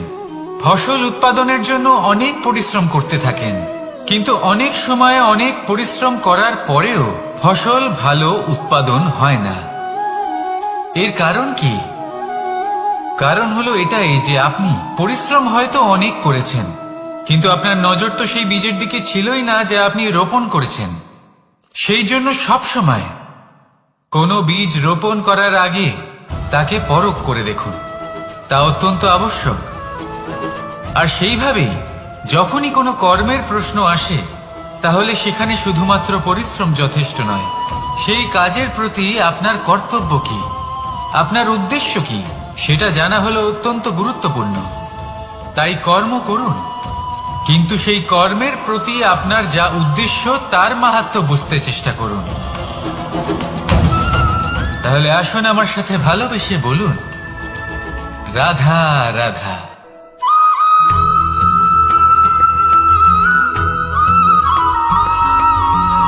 পিতা আর পুত্রের সম্পর্ক অত্যন্ত মধুর হয়ে থাকে। পিতা স্বপ্ন দেখেন, তাকে পূর্ণ করার সকল সম্ভাব্য চেষ্টা করেন, কিন্তু তাও অনেক সময় ওনার স্বপ্ন অপূর্ণ থেকে যায়। তখন পিতা ভাবেন যে স্বপ্ন উনি পূর্ণ করতে পারেননি, ওনার সন্তান তা অবশ্যই পূরণ করবে। যে স্থানে উনি কখনো পৌঁছতে পারেননি, সেই স্থানে ওনার পুত্র অবশ্যই পৌঁছবে। পিতা নিজের সন্তানের ভবিষ্যৎ নিয়ে সেই স্বপ্ন দেখেন, আর যখন সেই সন্তান সামনে এগোতে থাকে তখন তার দুঃখ হয় না, বরং গর্ব হয়। ওনার ভালো লাগে এটা দেখে যে ওনার সন্তান অনেক উন্নতি করছে। কিন্তু যখন সন্তান নিজের অভিভাবকের শক্তি দেখে, তার যশ দেখে হিংসা করতে থাকে, সমস্যা সেইখানেই শুরু হয়। সেই জন্য সকল সন্তানকে এটা মনে রাখতে হবে, দেখুন, পুত্র হবার সুবাদে, এক সন্তান হবার সুবাদে এটা হলো আপনার অধিকার যে আপনি আপনার পিতার থেকে বেশি উন্নতি করবেন। আপনার পিতাও এটাই চান, কিন্তু সুস্থভাবে এটা করুন। একটা রেখা টেনে নিন যাতে আপনি তাতে এগোতে পারেন আর আপনার পিতার তাতে গর্ববোধ হয়, আর সেই বিষয়ে দুঃখ না হয় যে আমার সন্তান আমাকেই ছোট করার চেষ্টা করছে। ইতিহাস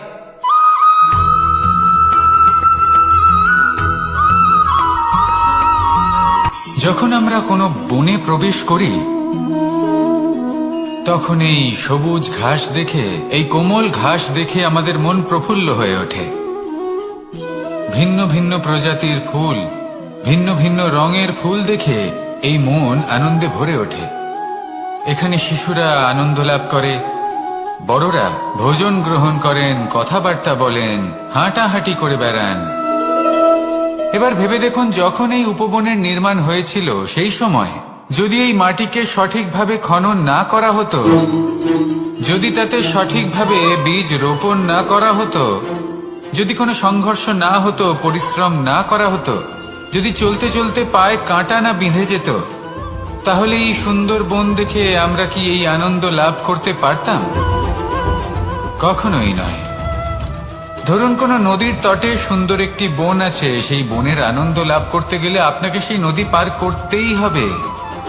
যদি সুখের নদীর কাছে পৌঁছতে চান, তাহলে তটে যে কাঁটা রয়েছে সেগুলোর সাথে সংঘর্ষ করতেই হবে।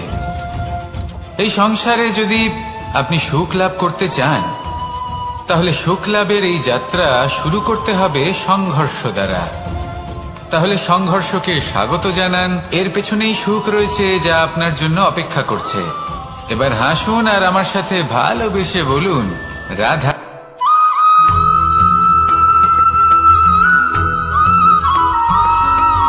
জীবনে অগ্রসর হওয়ার জন্য আমাদের কাকে প্রয়োজন হয়? মাতা পিতা, বন্ধু, প্রেম, সাহায্য, অর্থ, পরিশ্রম, আশা। ভিন্ন ভিন্ন মানুষ ভিন্ন ভিন্ন বিকল্প চয়ন করে। যদি আমি আপনাকে বলি, তাহলে জয় আর পরাজয়ের মন্ত্র দুটো শব্দের উপর নির্ভর করে, মেনে নেওয়া আর দৃঢ় হওয়া। যদি মেনে নেন তাহলে হেরে যাবেন, যদি দৃঢ় হন তাহলে নিশ্চিত রূপে জয়ী হবেন।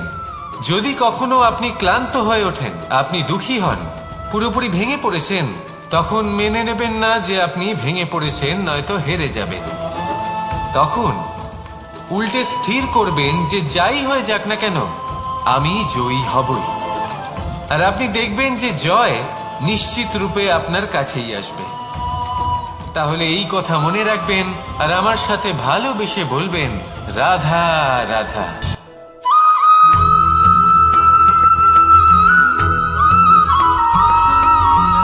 এই সংসারে সব থেকে বড় ব্যক্তি কে? আপনি বলবেন, এই কেমন ধরনের প্রশ্ন? কিন্তু এটা হলো সব থেকে উচিত প্রশ্ন। কেউ এর উত্তর দেবে যে সেই মহাপ্রতাপী রাজা, তিনি হলেন সব থেকে বড় ব্যক্তি, সেই বড় রাজনীতিবিদ, তিনিই সব থেকে বড় ব্যক্তি। আমি আপনাকে জানাই যে সংসারের সব থেকে বড় ব্যক্তি হলেন তিনি, যার সাথে দেখা করলে আপনি নিজেকে ছোট মনে করবেন না। কোনো ব্যক্তি যিনি সব থেকে বেশি শক্তিশালী আপনি যদি তার সামনে যান তাহলে উনি আপনার অন্তরের শক্তিকে বাইরে বের করে আনবে, আপনার অন্তরের লুকিয়ে থাকা শক্তিকে জাগ্রত করতে প্রেরণা প্রদান করবে। তিনি হলেন বড় ব্যক্তি, তিনি হলেন মহান ব্যক্তি। তিনি নন যিনি নিজের বল এবং ঐশ্বর্য দ্বারা আপনাকে তার সামনে ছোট প্রমাণ করবেন। এবং সেই জন্য মহাদেব আমার আরাধ্য হলেন আমার খুব প্রিয়। কারণ রাজা হোক বা ফকির, কেউ যদি ওনার সামনে যান তাহলে সে নিজেকে ছোট মনে করেন না। আপনিও যদি জীবনে অনেক বড় হতে চান তাহলে কাউকে কখনো নিজেকে ছোট মনে করতে দেবেন না। তার অন্তরে বড় হয়ে ওঠার প্রেরণা প্রদান করুন। আসুন আমার সাথে ভালোবেসে বলুন, রাধা রাধা।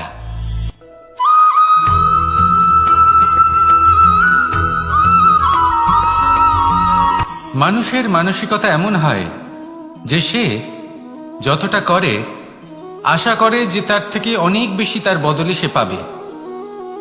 দেখুন, সবকিছুই আপনার ভাবনা চিন্তার উপর নির্ভর করছে। আপনি যদি ফলের বিষয়ে ভেবে কর্ম করতে থাকেন তাহলে সেটা অনুচিত। জীবনের আসল আনন্দ হলো নিজের কর্ম করতে থাকা, ফলের চিন্তা করা উচিত নয়। যদি আপনি এরকম ভাবেন যে আমি এতটা করছি, আমার এতটা পাওয়া উচিত, সেই ভাবনা অনুচিত। যদি আপনি সেবার মানসিকতা নিয়ে কর্ম করতে থাকেন, কর্মচক্রে প্রবাহিত হন, যদি আপনি এমন ভাবনা রাখেন যে আমি এতটা পাচ্ছি তাই এর থেকে অনেক বেশি আমি কর্ম করব, তাহলে নিশ্চিত রূপে আপনি যতটা করছেন তার থেকে অনেক বেশি আপনি পাবেন। আপনার আশার থেকে অনেক বেশি আপনি পাবেন। শুধু জীবনে অনেক বেশি কাজ করতে থাকুন, ফলের চিন্তা করবেন না। আর মনে রাখবেন, এই ভাবনাই সব থেকে বড় বীজ। কর্মের উপর বিশ্বাস রাখুন। জীবনে যা যা আপনি চান সবই সুখময় হবে। আসুন আর আমার সাথে ভালোবেসে বলুন, রাধা রাধা।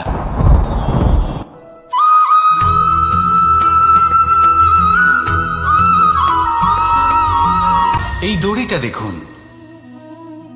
ছোট ছোট রেশম দ্বারা তৈরি। এটা সরু সুতো দ্বারা তৈরি হয়েছে এটা, আর এ অত্যন্ত কোমলও বটে। আর আপনি চাইলে এটা সোজাও করে দিতে পারেন, আর চাইলে এটা বেঁকিয়েও দিতে পারেন।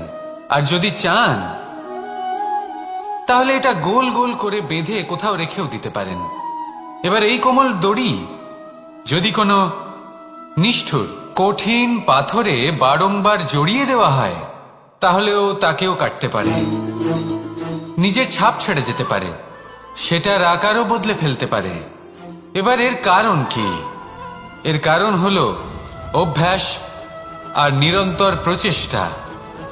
যদি আপনিও চেষ্টা করেন আর নিরন্তর কর্ম করে যান, তাহলে আপনার প্রারব্ধ পাথরের মতো কঠিনই হোক না কেন, তাতে ভাঙন ধরিয়েও আপনি নিজের লক্ষ্যে অবশ্যই পৌঁছতে পারবেন। একটা গুরুত্বপূর্ণ কথা মনে রাখবেন, সুকর্মের অভ্যাস আর নিরন্তর প্রয়াস, এই হলো সাফল্যের মন্ত্র। তাহলে জীবনে এই মন্ত্র আনুন আর আমার সাথে ভালোবেসে বলুন, রাধা রাধা।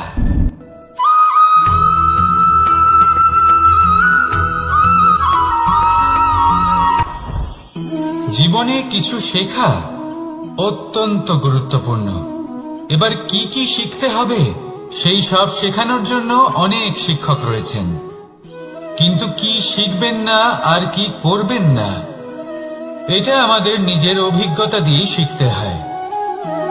কিন্তু তার মানে এটা নয় যে যদি আপনাকে শিখতে হয় যে আগুনের তাপ কতটা, আপনাকে আগুনের মধ্যে হাত দিতে হবে। না, অন্য কারোর অভিজ্ঞতা দ্বারাও শিখতে পারেন। প্রশ্ন শুধুমাত্র একটাই যে আপনি কি শিখতে চান নাকি চান না। যদি আপনি এটাই ভাবেন যে আমি শুধুই নিজের অভিজ্ঞতা দ্বারাই শিখতে চাই, তাহলে জীবনকাল ছোট মনে হবে, অনেক কিছুই শিখতে পারবেন না। তাই নিজের সাথে সাথে বড়দের অভিজ্ঞতা দ্বারাও শেখা শুরু করে দিন। এই সংসারের অভিজ্ঞতা দ্বারা শিখতে শুরু করে দিন। আর এটা নিশ্চিত রূপে শেখা আবশ্যক যে কখন কি করবেন না, কোথায় থামতে হবে আর কোথায় থামবেন না। তাহলে আসুন আর আমার সাথে ভালোবেসে বলুন, রাধা রাধা।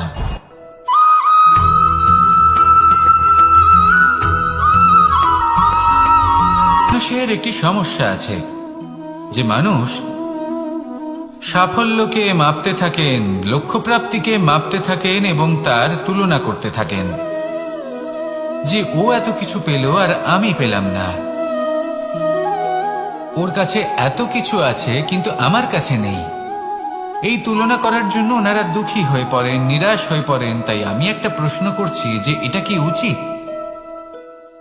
এই সংসারে আপনি কি নিয়ে তুলনা করবেন, যেখানে সূর্যদেব চন্দ্রমা দুজনেই আছেন, দুজনেই হলেন বিশেষ, দুজনেই নিজ নিজ সময়ে উদিত হন। এদের মধ্যে একজন না থাকলে তাহলে আমাদের জীবন কঠিন হয়ে পড়বে।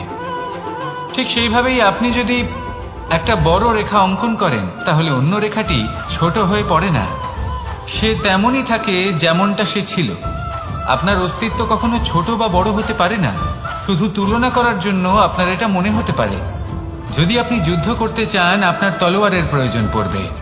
যদি বস্ত্র তৈরি করতে চান এত বড় তলোয়ার দিয়ে কিছুই হবে না, তখন প্রয়োজন পড়বে একটা ছোট্ট সূচের। তাই তুলনা করবেন না, না নিজেকে ছোট মনে করবেন না অন্য কাউকে।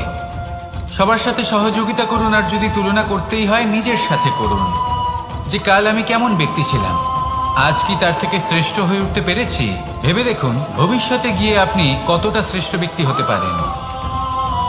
আসুন আমার সাথে ভালোবেসে বলুন রাধা রাধা।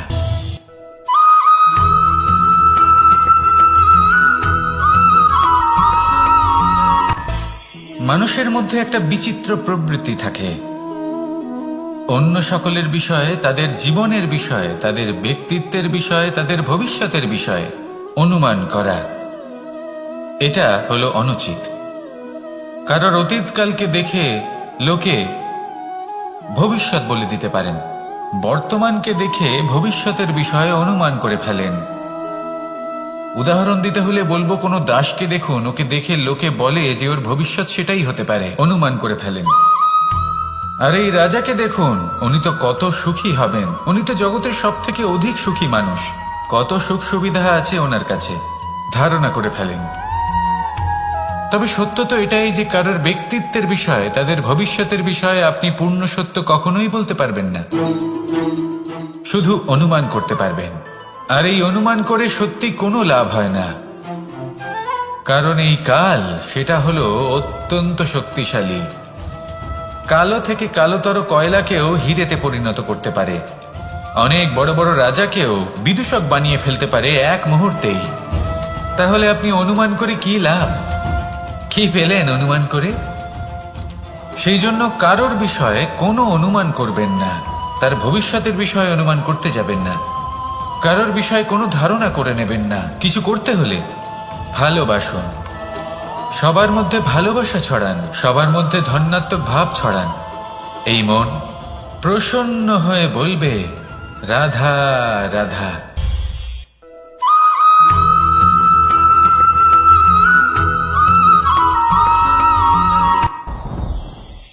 সাথী, সাথী এই শব্দটির ব্যাখ্যা কে কিভাবে করে? মিত্র, সখা, বন্ধু। কিন্তু অর্থ একটাই, তিনি যিনি আপনার সঙ্গী হন আর তিনি যার সাথী আপনি হন। এবার সব থেকে বড় প্রশ্ন হলো এটাই যে তিনি কে হতে পারেন যাকে আপনি আপনার সাথী বলে মেনে নিতে পারেন, নিজের সখা, নিজের মিত্র, নিজের বন্ধু মেনে নিতে পারেন। আপনার সাথী হলেন তিনি যিনি দুঃখের সময় আপনার পাশে থাকবেন, আপনার হাত ধরে থাকবেন। আপনার সাথী হলেন তিনি যার হাত আপনি নিজের সুখের দিনে ধরে থাকবেন। সেই সাথীরই হাত ধরুন যিনি দুঃখে সবসময় আপনাকে সাহায্য করার জন্য তৎপর হয়ে থাকেন, আপনার পাশে থাকেন, আর যাকে সুখের দিনে আপনি আপনার সাথে রাখতে পারেন। আর যখন আপনার সাথে আপনার এই সাথী থাকবে তখন আপনি এটা বুঝবেন যে যখন জীবনে দুঃখ আসে তখন এই দুঃখ কমে যায়, সবার মধ্যে ভাগ হয়ে যায়। আর যদি তখন সুখ আসে তাহলে সেটা সবার উপস্থিতিতে আরো বেড়ে যায়। এটাই হলো প্রেম, এটাই হলো ভালোবাসা, এটাই হলো সঙ্গ। যেমন সম্পর্ক আমার আর রাধার মাঝে। তাহলে আসুন আর আমার সাথে ভালোবেসে বলুন রাধা রাধা।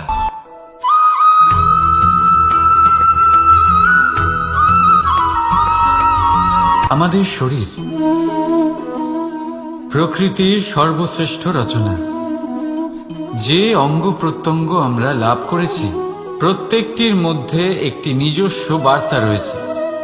একটু ভেবে দেখুন, দুটি চোখ দিয়েছে দেখার জন্য, দুটি কান দিয়েছে শোনার জন্য, নাসিকাও আছে দুটি, দুটি হাত দিয়েছে দ্বিগুণ পরিশ্রম করার জন্য। কিন্তু জীব শুধুমাত্র একটি। তার উপরেও তীক্ষ্ণ বলিষ্ঠ দাঁত দিয়েছে তার রক্ষার জন্য। কখনো ভেবে দেখেছেন কেন?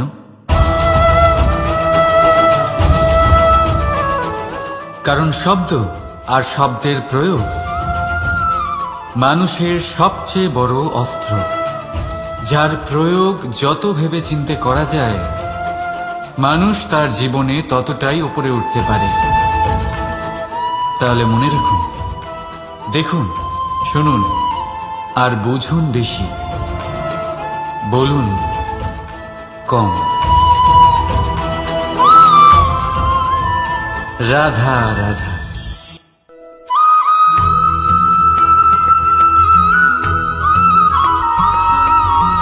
এই সংসারে সব থেকে বড় ব্যক্তি কে?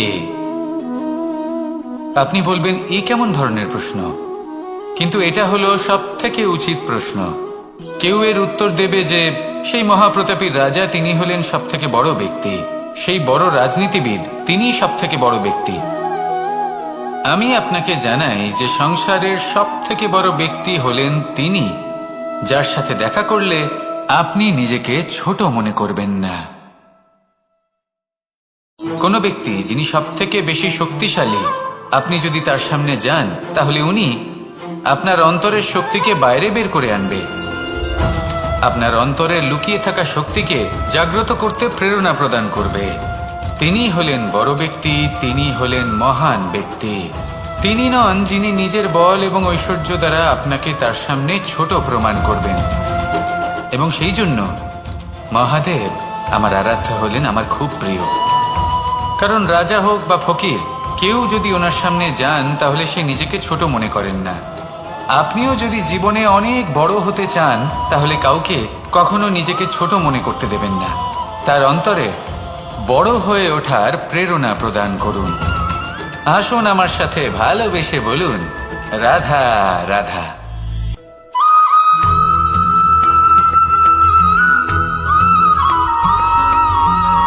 পুরুষার্থ।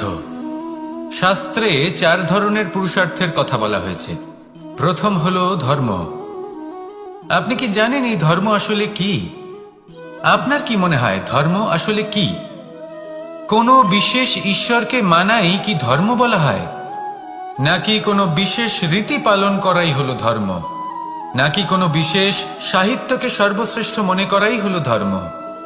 না, ধর্ম হলো সেটা যাকে ধারণ করা যেতে পারে। আর ধারণ শুধু সেটাই করা যায় যা পবিত্র। পবিত্র শুধু তাকেই বলা হয় যা নিঃস্বার্থ, যার মধ্যে শাসন করার কোনো ইচ্ছে নেই, যা সরলভাবেই প্রবাহমান, জল এবং বায়ুর মতো। যখন কোনো ব্যক্তি ধর্মকে ধারণ করেন এবং সেই ধর্ম সেই ব্যক্তিকে রক্ষা করে, তখন তাকে ধর্ম বলা হয়। ধর্ম যা রক্ষা করে অহংকার থেকে, খারাপ চিন্তার হাত থেকে। সেই জন্য পুরুষার্থ গড়ে তোলার আগে, ধর্ম পালন করার আগে ধর্মের প্রকৃত অর্থ কি সেটা বুঝে নিন। এটা জেনে রাখুন যে সমস্ত ধর্মের আধার, সমস্ত ধর্মের ভিত শুধুমাত্র ভালোবাসা। আসুন আর এই ভালোবাসার সাথেই বলুন, রাধা রাধা।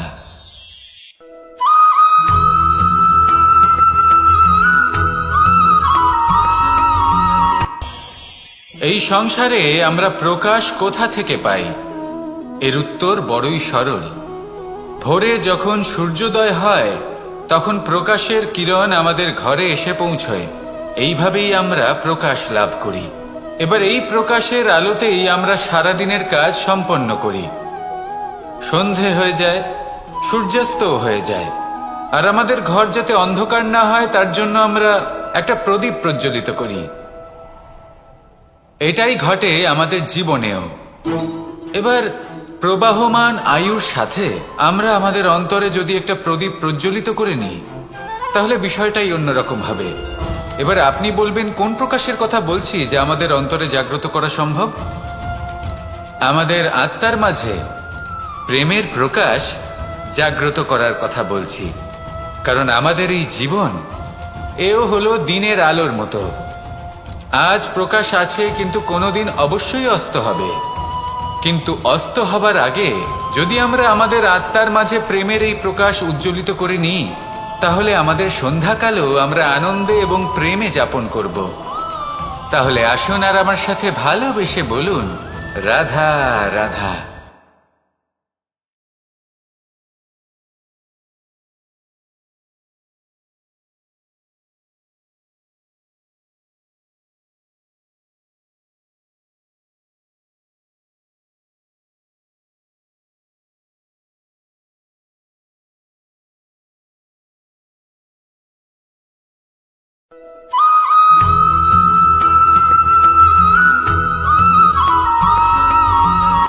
সংসারে আমাদের জীবনে যখন কোনো সুখ বা দুঃখ আসে তার জন্য আমরা কাউকে না কাউকে অবশ্যই দায়ী করে থাকি, তাই না?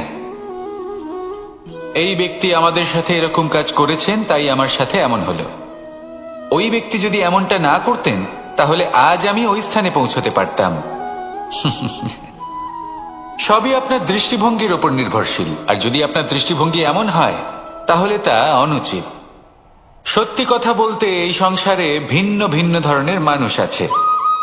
এটা আপনার উপর নির্ভর করছে কিভাবে তাদের স্বাগত জানাবেন। একবার ভাবুন, আমি আমার দুটো হাত সামনে নিয়ে এলাম, দুটো মুঠো খুলে দিলাম। দুই প্রকারের মানুষ আসবেন, কিছু না কিছু দিয়ে যাবেন।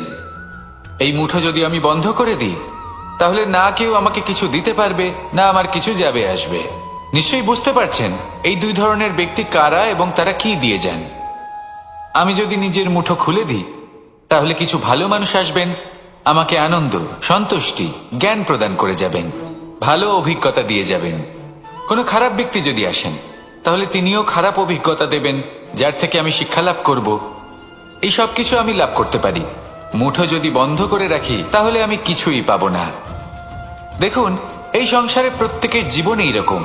প্রত্যেকের জীবনে সবকিছুই আছে, ভালো খারাপ দুই মানুষই আছে। ভালো অভিজ্ঞতা আছে, খারাপ অভিজ্ঞতা আছে। নির্ভর করছে আপনার উপর যে আপনি কি করবেন, এনাদের স্বাগত কিভাবে জানাবেন, কার থেকে কি বুঝবেন, কি শিখতে পারবেন, আর কোন দৃষ্টিভঙ্গি নিয়ে অগ্রসর হবেন। এটাই নির্ধারণ করবে যে আপনার জীবন কেমন হবে। আসুন আমার সাথে ভালোবেসে বলুন, রাধা রাধা।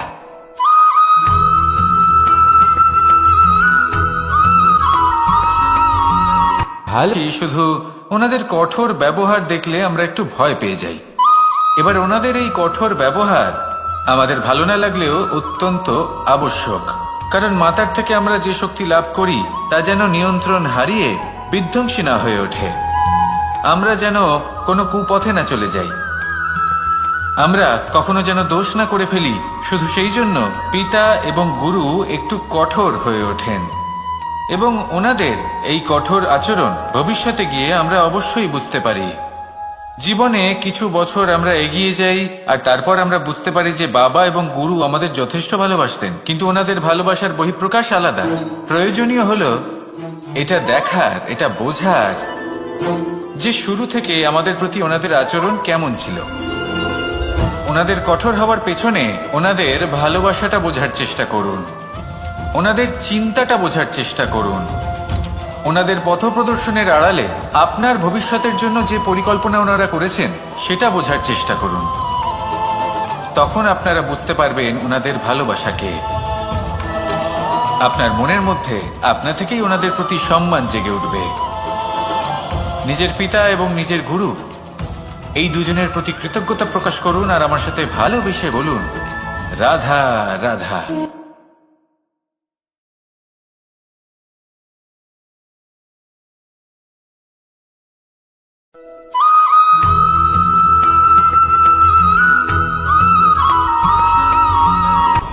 আপনি কখনো পর্বতের শিখরে উঠেছেন? আপনি দেখতে পাবেন পর্বতের পদতলে প্রচুর সুন্দর ফুল রয়েছে, সবুজ বনানী রয়েছে। যত আপনি ওপরে উঠতে থাকবেন তত ফুল কমতে থাকবে, সবুজ বনানী কমতে থাকবে। আরো কিছুটা ওপরে উঠলে কাঁটা জাতীয় গাছ দেখতে পাবেন, শুকনো গাছ দেখতে পাবেন।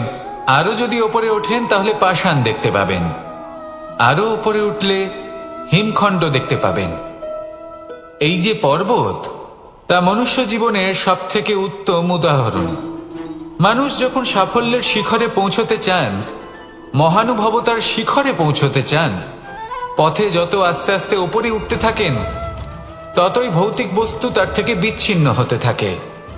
যদি তিনি সেই ভৌতিক বস্তুগুলি ত্যাগ না করতে পারেন তাহলে কখনোই সেই স্থানে পৌঁছতে পারবেন না। আর মানুষ যদি উচিত ত্যাগ করতে পারেন, পথে অগ্রসর হতে থাকেন, এগোতে থাকেন, তাহলে একদিন না একদিন তিনি মহানুভবতার, জ্ঞানের, সাফল্যের হিমের স্বাদ অবশ্যই লাভ করবেন। মনে রাখবেন, মানব জীবনের ত্যাগ হলো অত্যন্ত গুরুত্বপূর্ণ অংশ। আসুন আমার সাথে ভালোবেসে বলুন, রাধা রাধা।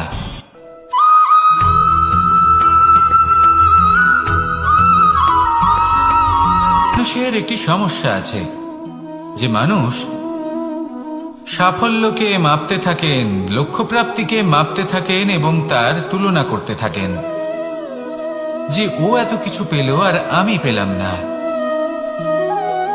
ওর কাছে এত কিছু আছে কিন্তু আমার কাছে নেই। এই তুলনা করার জন্য ওনারা দুঃখী হয়ে পড়েন, নিরাশ হয়ে পড়েন। তাই আমি একটা প্রশ্ন করছি যে এটা কি উচিত? এই সংসারে আপনি কি নিয়ে তুলনা করবেন, যেখানে সূর্যদেব, চন্দ্রমা দুজনেই আছেন, দুজনেই হলেন বিশেষ, দুজনেই নিজ নিজ সময়ে উদিত হন। এদের মধ্যে একজন না থাকলে তাহলে আমাদের জীবন কঠিন হয়ে পড়বে। ঠিক সেইভাবেই আপনি যদি একটা বড় রেখা অঙ্কন করেন তাহলে অন্য রেখাটি ছোট হয়ে পড়ে না, সে তেমনই থাকে যেমনটা সে ছিল। আপনার অস্তিত্ব কখনো ছোট বা বড় হতে পারে না। শুধু তুলনা করার জন্য আপনার এটা মনে হতে পারে।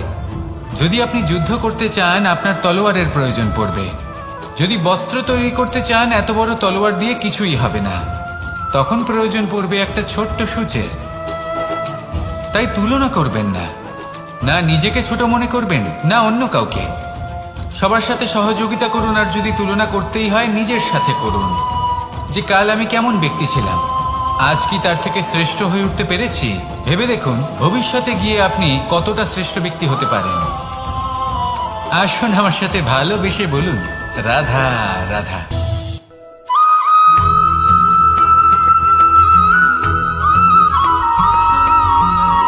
জীবন কিসের উপর নির্ভরশীল? ধনের ওপর, বৈভবের অনুভব যদি আপনি করতে চান তাহলে তা পাবেন শুধু একতার দ্বারা, সংগঠনের দ্বারা। যদি আপনাকে উদাহরণ দিই, নিজের এই হাতটাকে দেখুন, 5টা আঙুল রয়েছে। কোনো একটা বস্তুকে নিজের একটা আঙুল দ্বারা তুলে ধরার চেষ্টা করে দেখুন, বড়ই কষ্ট হবে। তখন আপনি বুঝতে পারবেন যখন এই 5টি আঙুল একত্রিত হয় তখন কোনো কাজ কতটা সহজ হতে পারে। এটাই হলো শক্তি, একতার। সব থেকে ভালো উদাহরণ যদি আপনাকে দিই তাহলে বাঁশি। এই বাঁশি থেকে অত্যন্ত মধুর সুর নির্গত হয় যা সবার মন প্রসন্ন করে দেয়। এই কথা সত্যি, কিন্তু এই বাঁশি আমি একটা বা দুটো আঙুল দিয়ে বাজাতে পারবো না। আমাকে প্রত্যেকটা আঙুল ব্যবহার করতেই হবে, তবেই এর থেকে মধুর সুর নির্গত হবে যা সকলকে প্রসন্ন করবে, ঠিক কিনা? ঠিক এইভাবেই যদি আপনি চান যে আপনার জীবনরূপী বাঁশি থেকেও মধুর সুর নির্গত হোক বা সবার মনকে প্রসন্ন করে তুলুক, তাহলে আপনাকেও জীবনে একতা নিয়ে আসতেই হবে। আপনি একাও কর্ম করতে পারেন, পথ চলতেও পারেন, সামনেও এগোতে পারেন, সাফল্যও লাভ করতে পারেন। কিন্তু যখন সকলে একসাথে এগোবেন, সেই পথে চলবেন, সেই কর্মই করবেন, তখন লক্ষ্যে অবশ্যই পৌঁছবেন, সাফল্য অবশ্যই লাভ করবেন। কিন্তু সেই সাফল্য এবং তার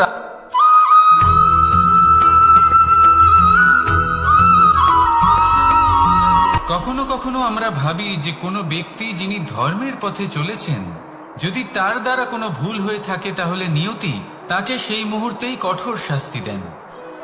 কিন্তু সেই সব মানুষ যারা সংসারের সব থেকে বড় অধর্মী, বহু নিকৃষ্ট মানের কাজ করেন, তাদের নিয়তি অনেক সুযোগ দেন। তাদের নিয়তি এরকম কঠোর প্রহার করেন না। এই ভাবনা কখনো না কখনো মনে আসেই। ভেবে দেখুন কেন। আসলে জীবনকে বেশিরভাগ মানুষ একভাবেই দেখে থাকেন, বিভিন্ন স্তরে একে দেখা উচিত। এবার আপনি বলুন, এই সংসারে কোনো অধর্মী কখনো প্রেরণার উৎস হতে পারেন? কখনোই নয়। যে মানুষ নিজের আত্মাকে মলিন করে ফেলেছেন, তিনি এই সংসারকে কিভাবে প্রেরণা যোগাবেন? উনি নিজেই বুঝতে পারেন না কোনটা করা উচিত, ধর্ম কোনটা। তাই নিয়তি তাকে একটা সুযোগ দেন, এটা বোঝার সুযোগ দেন যে কোনটা উচিত, কোনটা ধর্ম। সুযোগ দেন নিজের বিবেক জাগিয়ে তোলার, তাকে সুযোগ দেন নিজের অন্তরাত্মার ডাক শোনার। যখন তাতেও কাজ হয় না, তখন নিয়তির কাছে একটাই পথ বাকি থাকে, আর তা হল মহাবিনাশ। মহাবিনাশ হয়তো দেরিতেই আসতে পারে, কিন্তু তা অবশ্যই আসবে। আর যখন মহাবিনাশ আসে, তখন মহাবিনাশের যন্ত্রণা সমগ্র মানব জীবনের যন্ত্রণার থেকে অনেক বেশি হয়। এই কথাটা সবসময় মনে রাখবেন। আর অন্যদিকে যে মানুষ ধর্মের পথে চলছেন, তার দ্বারা যদি কোনো ভুল হয়ে থাকে, তখন নিয়তি তার পরীক্ষা নেন। কিছুক্ষণের জন্য মানুষের মনে হতে পারে নিয়তি তাকে কঠোর শাস্তি দিয়েছেন।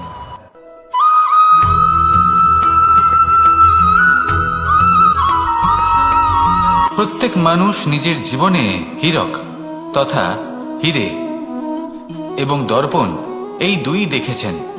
এই দুই হলো সাদা, এবং এরা দুজনেই আলোর প্রতিফলন ঘটায়, এবং এরা দুজনেই উজ্জ্বল হয়ে ওঠে। আপনি হয়তো মনে মনে ভাবছেন যে এটা কি ধরনের তুলনা করছি। একটা হীরে তো রত্ন, তার মূল্য দর্পণের থেকে অনেক গুণ বেশি। কিন্তু হীরে থাকাতে দর্পণের মূল্য কিন্তু কোনো অংশে কমে যায় না, তাই না?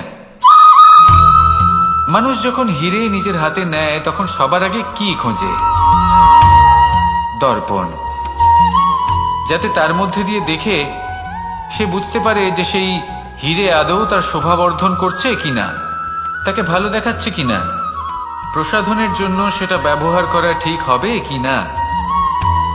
অর্থাৎ হীরের উপস্থিতিতে দর্পণের গুরুত্ব কম হলো না, দর্পণের কারণে হীরের মূল্য বোঝা গেল। আমাদের জীবনেও ঠিক এরকমই ঘটে। আপনারা যদি সংসারে নিজের আশেপাশে দেখেন, এমন অনেক মানুষ দেখতে পাবেন যারা নিজেদের ক্ষেত্রে মহান স্থানে পৌঁছেছেন, নিপুণ এবং শ্রেষ্ঠ হয়েছেন। আর তাদের মধ্যে আপনার নিজের মনে হয় যেন আপনি তাহলে নিজেকে ছোট মনে করবেন না। আসুন আর আমার সাথে ভালোবেসে বলুন, রাধা রাধা।